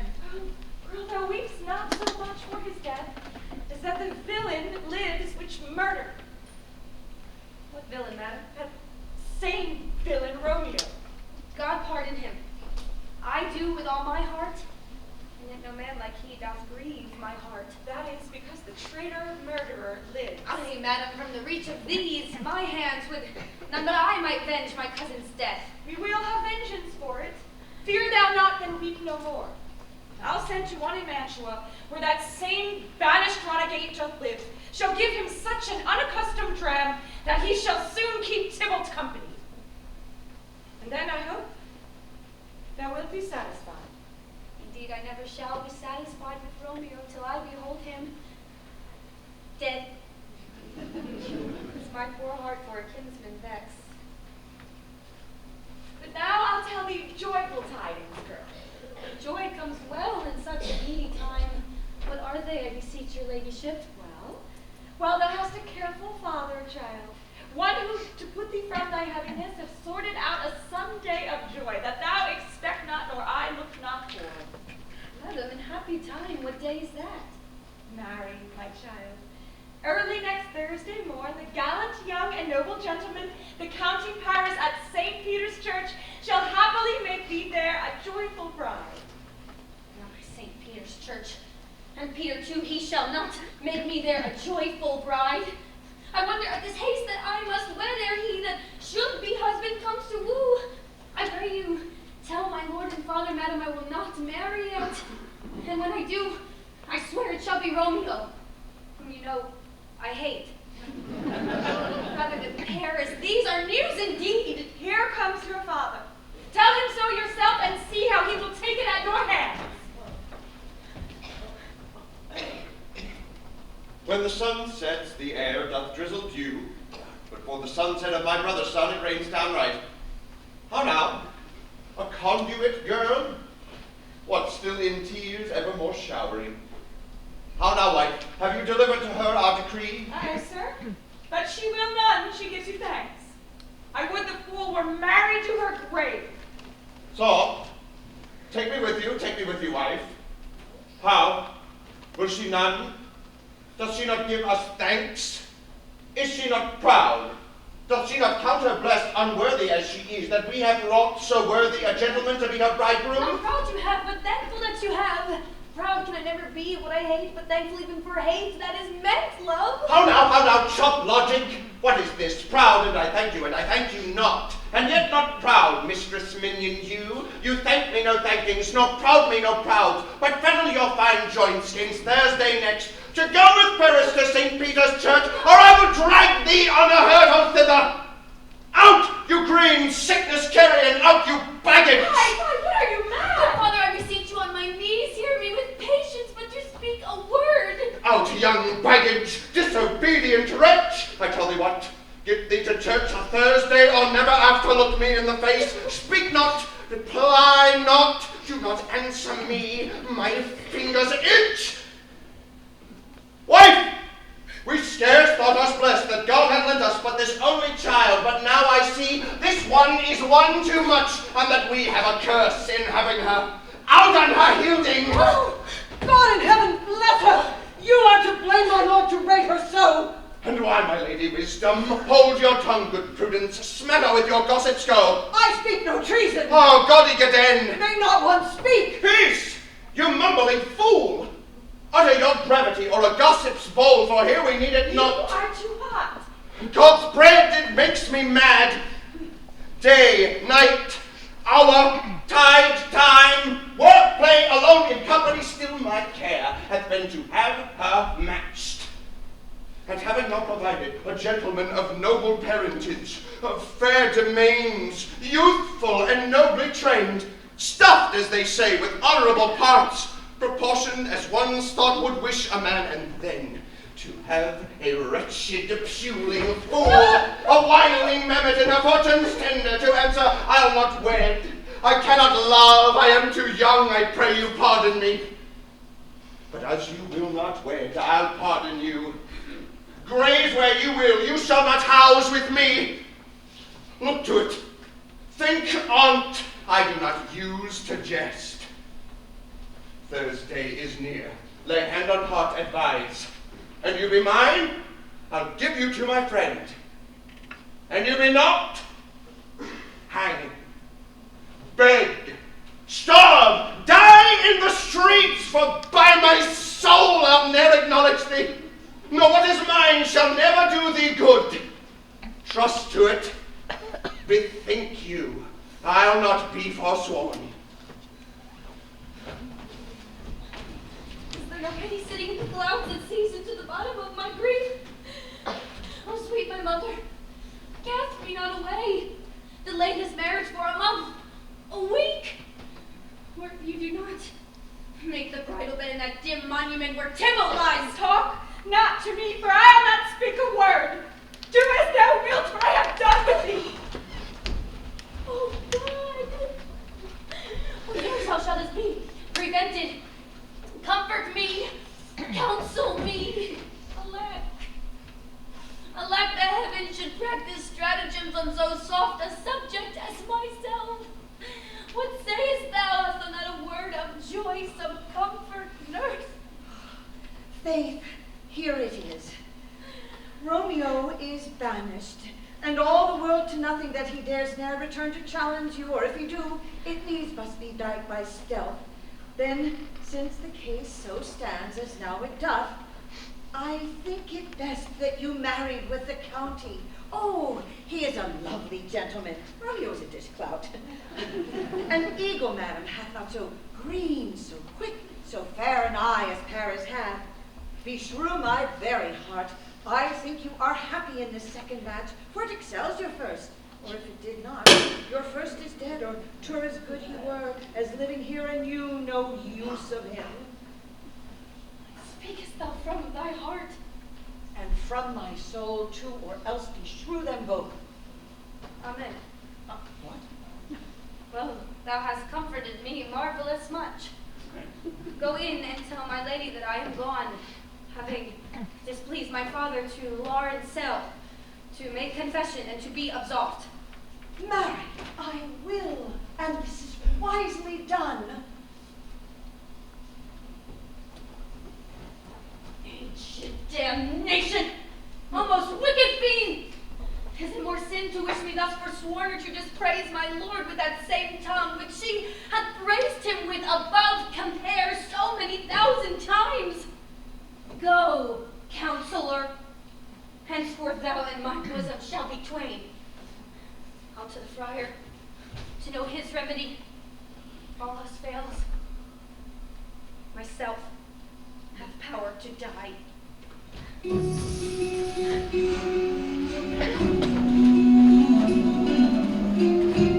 On Thursday, sir. The time is very short. My father Capulet will have it so, and I am nothing slow to slack his haste. You say you do not know the lady's mind. Uneven is the course. I like it not. Immoderately, she weeps for Tybalt's death, and therefore have I little talked of love, for Venus smiles not in a house of tears. Now, sir, her father counts it dangerous that she doth give her sorrow so much sway, and in his wisdom hastens our marriage, to stop the inundation of her tears, which, too much minded by herself alone, may be put from her by society. Now do you know the reason of this haste? Look, sir, here comes the lady toward myself. Happily met, my lady and my wife. That may be, sir, when I may be a wife. What may be must be, love, on Thursday next. What must be shall be. That's a certain text. Come you to make confession to this father? To answer that, I should confess to you. Do not deny to him that you love me. I will confess to you that I love him. So will ye, I am sure, that you love me. If I do so, it will be more price being spoke behind your back than to your face. Poor soul, thy face is much abused with tears. Tears of God's small victory by that, for it was bad enough before their spite. Thou wrong'st it more than tears with that report. That is no slander, sir, which is the truth. And when I spake it to my face. Thy face is mine, and thou hast slandered it. It may be so, but it is not mine own. Are you at leisure, Holy Father, now, or shall I come to you at evening or mass? My leisure serves me, pensive daughter, now. My lord, we must entreat the time alone. God shield I should disturb devotion. Juliet, on Thursday early will I rouse ye. Till then, adieu, and keep this holy kiss.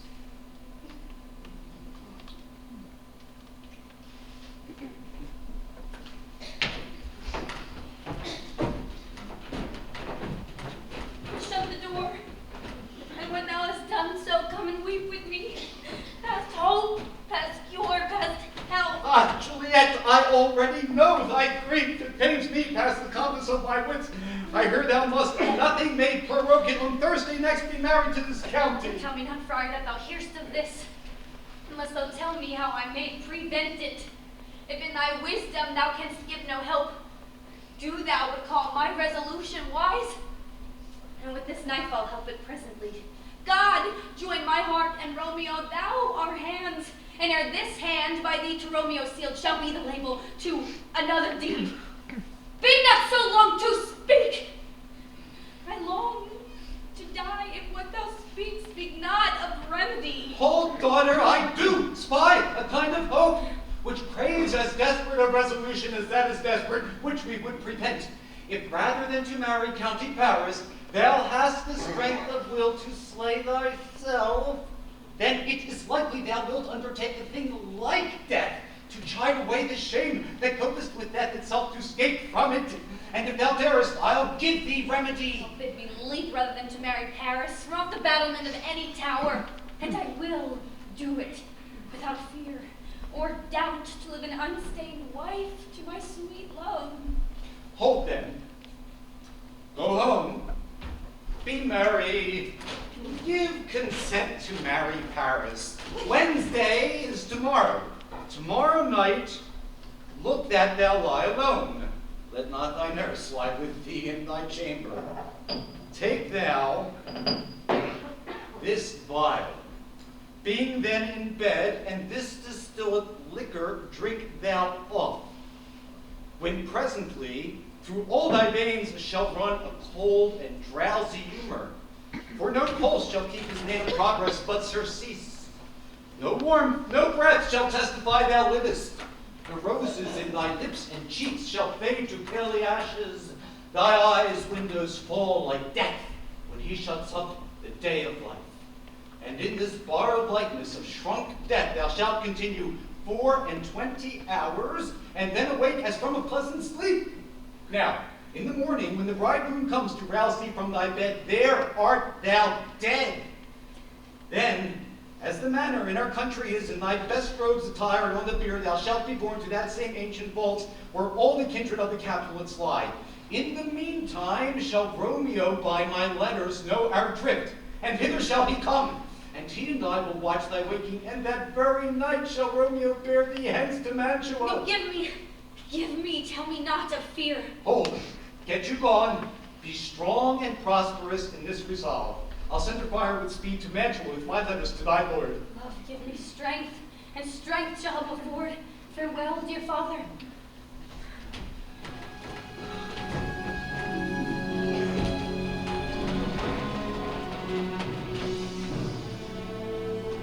What, is my daughter gone to Friar Lawrence? Aye, forsooth.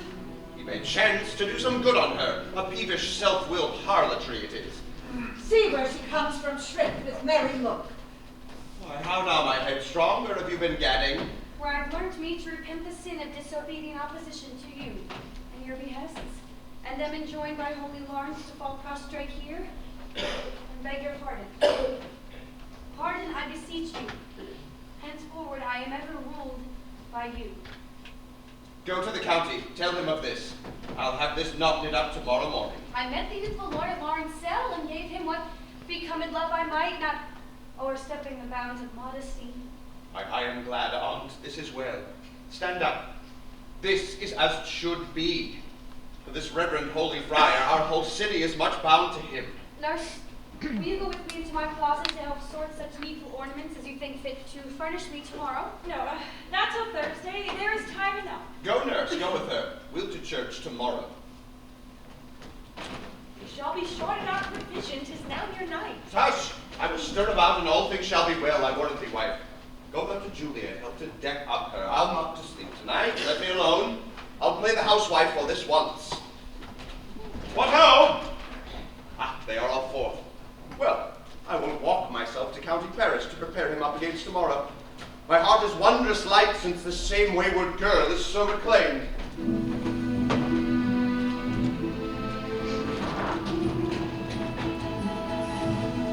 Gentle nurse, I pray thee, leave me to myself tonight. Ride me to many orisons to move the heavens to smile upon my state, which, well thou know'st, is cross and full of sin. What, are you busy? Need you my help? No, we have called such necessaries as are behoved for our state tomorrow. So please you let me now be left alone. And let the nurse this night sit up with you, for I'm sure you have your hands full all in this so sudden business. Good night. Get thee to bed and rest, for thou hast need.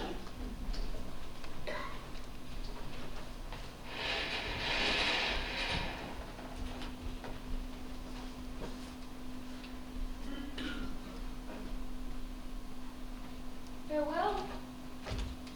God knows when we shall meet again. I have a faint cold fear thrills through my veins that almost freezes up the heat of life. Come, Vi. What if this mixture do not work at all? Shall I be married then tomorrow morning? No. No, this shall forbid it. Lie thou there. What if it be a poison? Which the friar suddenly hath ministered to have me dead, lest in this marriage he should be dishonored because he married me before to Romeo. I fear that it is. And yet methinks it should not, but he hath still been tried, a holy man. How if, when I am laid into the tomb, I wake before the time that Romeo comes to redeem me? There's a fearful point. Shall I not then be stifled in the vault, to whose foul mouth no healthsome air breathes in, and there die strangled ere my Romeo comes? Or to live? Is it not very like the horrible conceit of death and night, together with the terror of the place? As in a vault, an ancient receptacle where for these many hundred years the bones of all my buried ancestors are packed. For bloody Tybalt, that but green and earth lies festering in his shroud, where, as they say, at some hours of the night, spirits resort. Alack, is it not like that I so early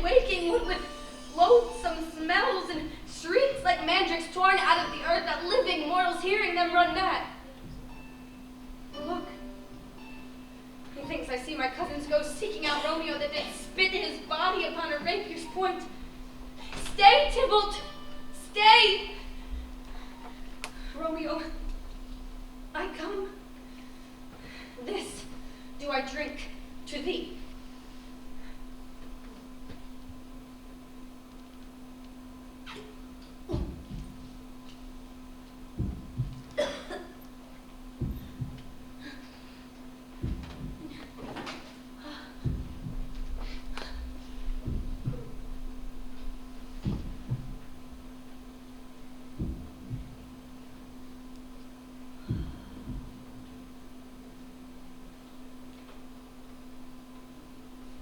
Nurse, what ho? What nurse, I say? Go waken Juliet. Go and trim her up. I'll go chat with Paris. Hi, make haste. Make haste. The bridegroom, he has come already. Mistress, what mistress? Juliet, fast. Why, lamb, why, lady, are you slug abed? Why, love, I say, madam, sweetheart, why, bride. What, not a word? Sleep for a week, and the next night I warrant the County Paris hath set up his rest, so that you shall rest but little. God forgive me, Marion, amen. How sound is she asleep? I needs must wake her. Madam, madam, madam. What? Dressed in your clothes and down again. I needs must wake you. Lady, lady, lady. Ah, alas, alas. Oh, help, help. My lady's dead. Oh, my lady's dead. Oh, what a day that ever I was born. My lord, my lady. What noise is here? Oh, lamentable day. Look, look, oh, heavy day. Oh me, my child, my only life, revive, look up, or I will die with thee. Help!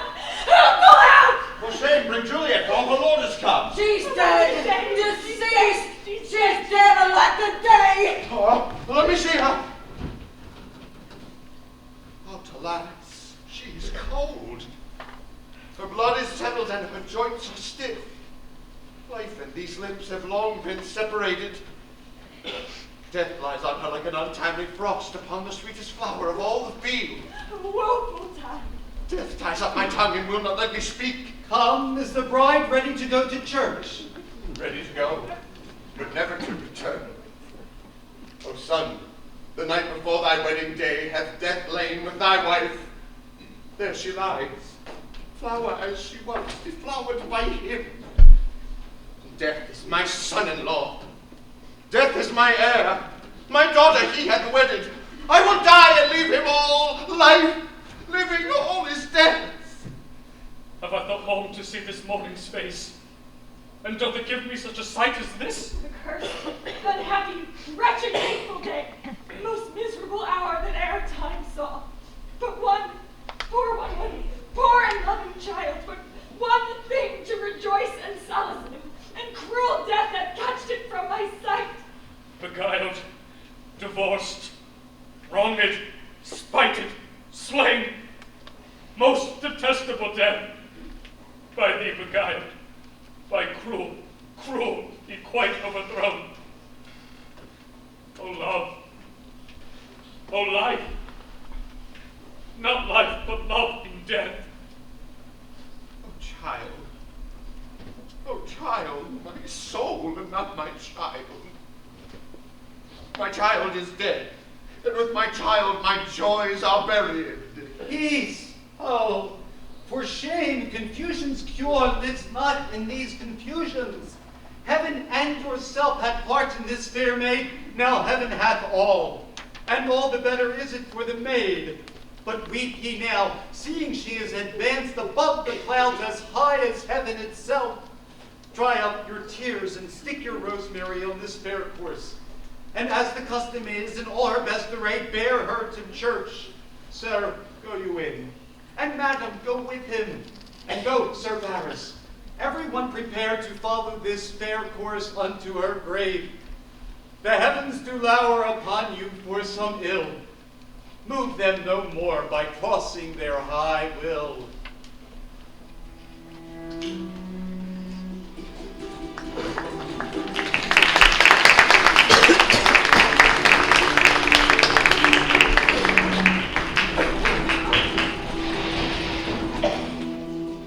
I may trust the flattering truth of sleep.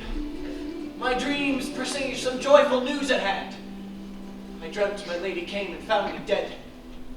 Strange dreams that give a dead man leave to think. And breathe life with kisses in my lips that I revived and was an emperor.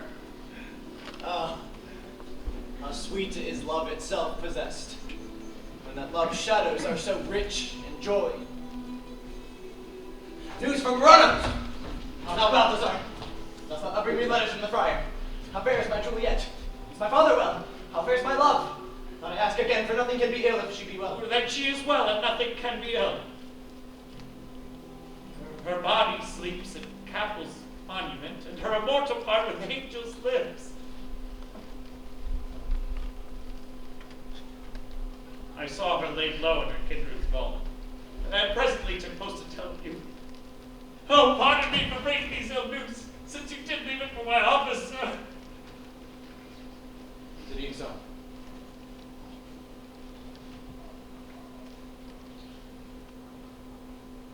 Then I defy you, stars! Thou knowest my lodging, get me ink and paper. Oh, I do beseech you, sir, have patience. Your looks are pale and wild, and do import some misadventure. Toss thou to see. Go, and do the thing I bid thee do. Hast thou no letters to me from the friar? No, my good lord. No matter. Get thee gone. Ah, Juliet, I will lie with thee tonight. Let's see for means. Oh, mischief! Thou art swift after the thoughts of desperate men. I do remember an apothecary. And hereabouts he dwells. What ho! Apothecary! Who calls so loud? Come hither. I see thou art poor. Hold. There is 40 ducats. Let me have a dram of poison. Such soon speeding gear that may disperse itself through all the veins, that the life-weary taker may fall dead. Such mortal drugs I have. But Mantua's law is death to any he that utters them. Art thou so bare, and full of wretchedness, and fearest to die? Famine is in thy cheeks. Need and oppression starveth in thine eyes. Contempt and beggary hangs upon thy back. The world is not thy friend, nor thy world's law. The world affords no law to make thee rich, but be not poor, break it, take this. My poverty, but not my will, consents. Pay thy poverty, and not thy will. Put this in any liquid thing you will, and drink it off. And if you had the strength of 20 men, it would dispatch you straight. There is thy gold. Worst poison to men's souls, doing more murders in this loathsome world than thy compounds thou mayest not sell. I have sold thee poison, thou sells me not. Farewell. Buy food and get thyself in flesh.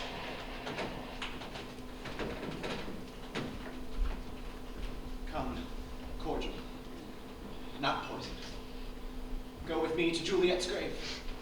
For there I must use thee.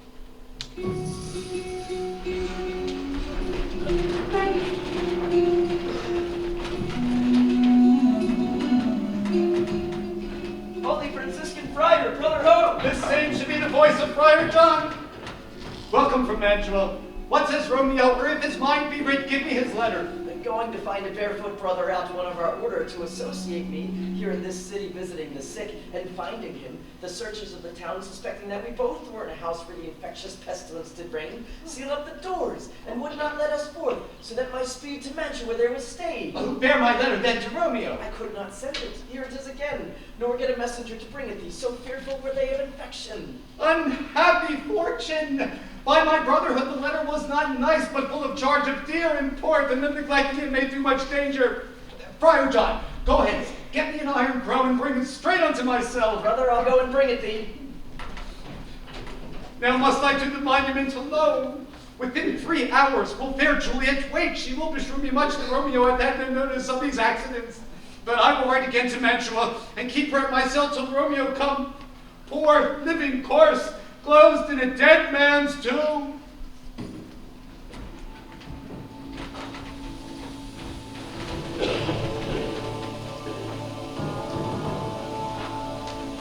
Follow to the tomb, hence, and stand aloof, yet not so close, for I would not be seen.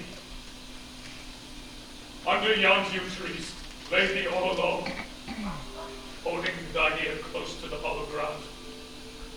So shall no foot upon the churchyard tread, being loose, unfirm, with digging up of graves, for thou shalt hear it. Whistle then to me as signal that thou hearest something approach. Give me those flowers. Do as I bid thee. Go!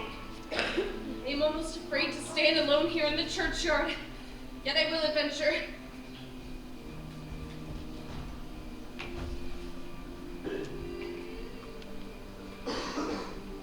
Sweet flower, with flowers thy bridal bed I strew. Oh woe! Thy canopy is dust and stones, which with sweet water nightly I will dew, or, wanting that, with tears distilled my moans. The obsequies that I for thee will keep, nightly shall be to strew thy grave and weep. She gives warning, something doth approach. What cursed foot wanders this way tonight, to cross my obsequies in true love's right? What, with a torch? Muffle me, night, a while. Halt! His letter. Early in the morn see thou deliver it to my lord and father. Belike, upon thy life I charge thee, whate'er thou seest or hearest, stand all aloof, and do not interrupt me in my course. Why I descend upon this bed of death is partly to betake my lady's face, but chiefly to take thence from her dead finger a precious ring, a ring I must use in dear employment. Therefore hence be gone. But if thou return jealous to pry in what I intend to do, by heaven I will tear thee joint by joint and strew the hungry churchyard with thy limbs. The time, my intents are savage wild, more fierce and inexorable far than empty tigers or the roaring sea. I will be gone, sir, and not bother. Shalt thou show me friendship? Shall thou live and be prosperous?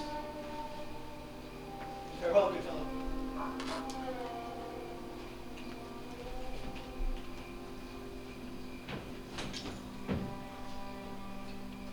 Thou detestable maw, thou womb of death, gorged with the dearest morsel of the earth. Thus I enforce thy rotten jaws to open, and in despite I'll cram thee with more food. Stop thy unhallowed toil, vile Montague! Can vengeance be pursued further than death? Condemned villain, I do apprehend thee. Obey, and go with me, for thou must die. I must, indeed. Therefore I came hither. Good gentle youth, tempt not a desperate man.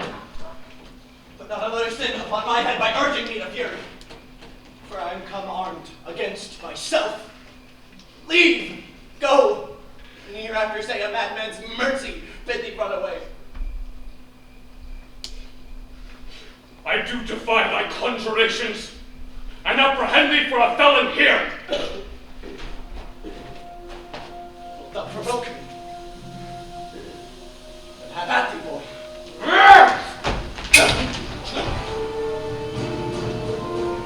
Banished holy Montague! Come, strike.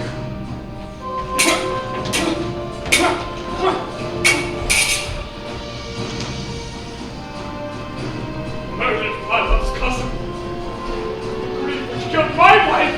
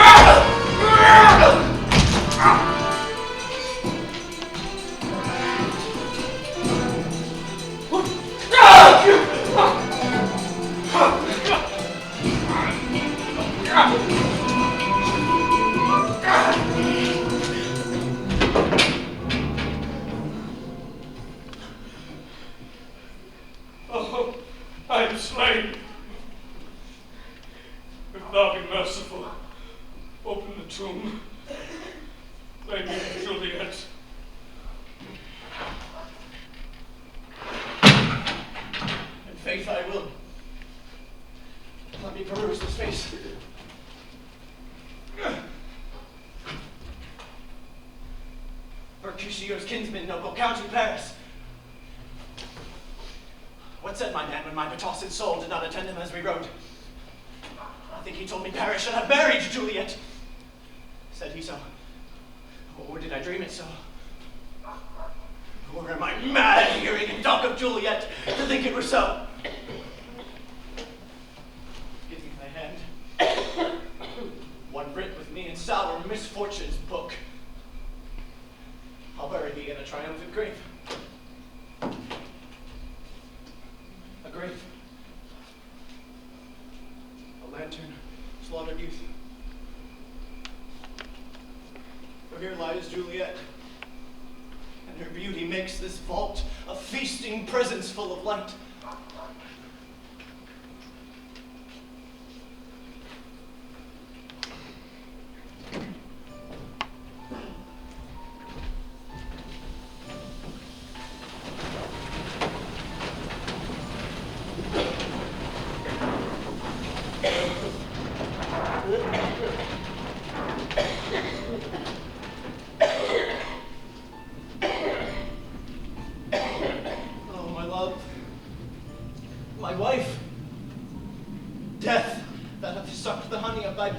No power yet upon thy beauty.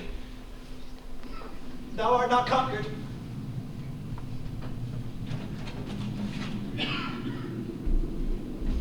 Beauty's ensign yet is crimson in thy lips and in thy cheeks, and death's pale flag is not advanced there.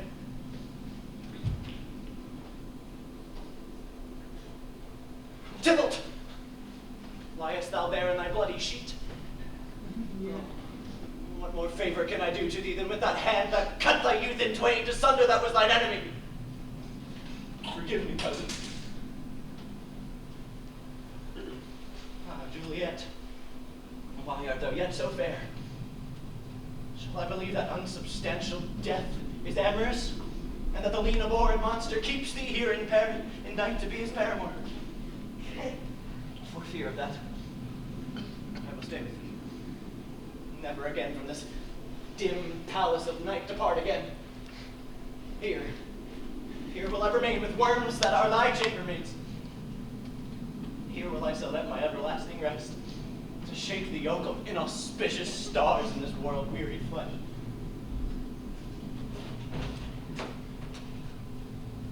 Eyes, look your last.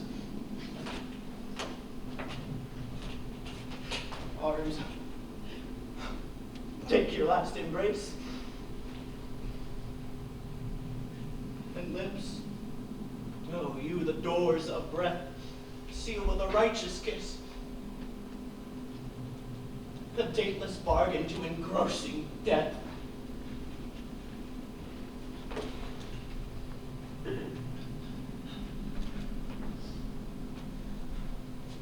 Come, bitter conduct. Come, unsavory guide.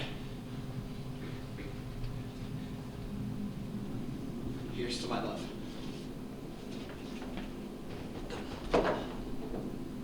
True apothecary, thy drugs are quick. Thus with a kiss I die.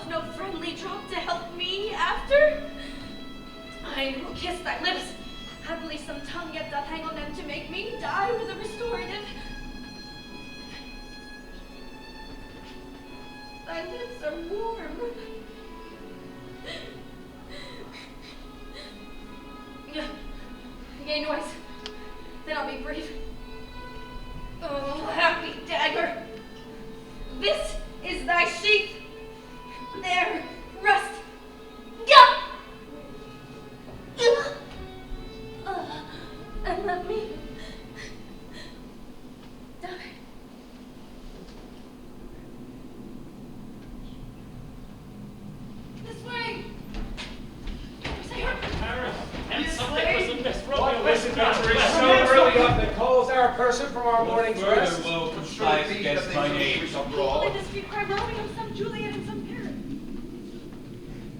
Look, and thou shalt see.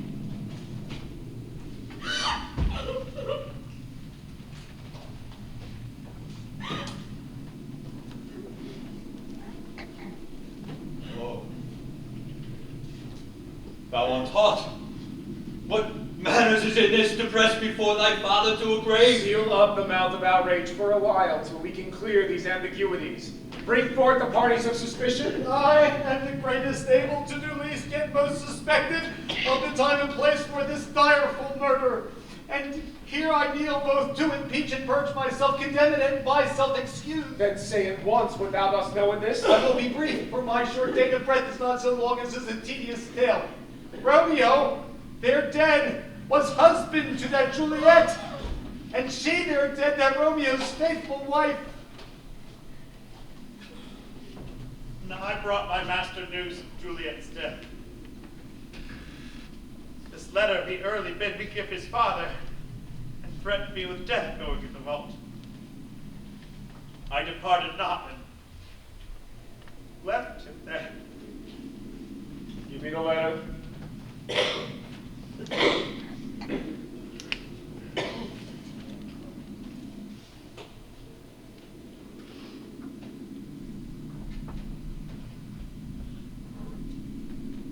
This letter doth make good the friar's words. Their course of love, the tidings of her death.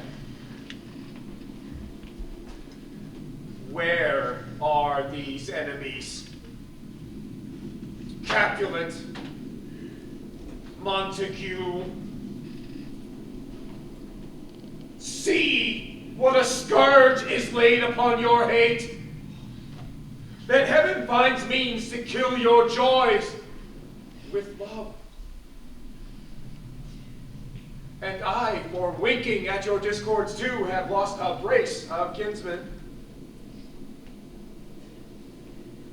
All are punished.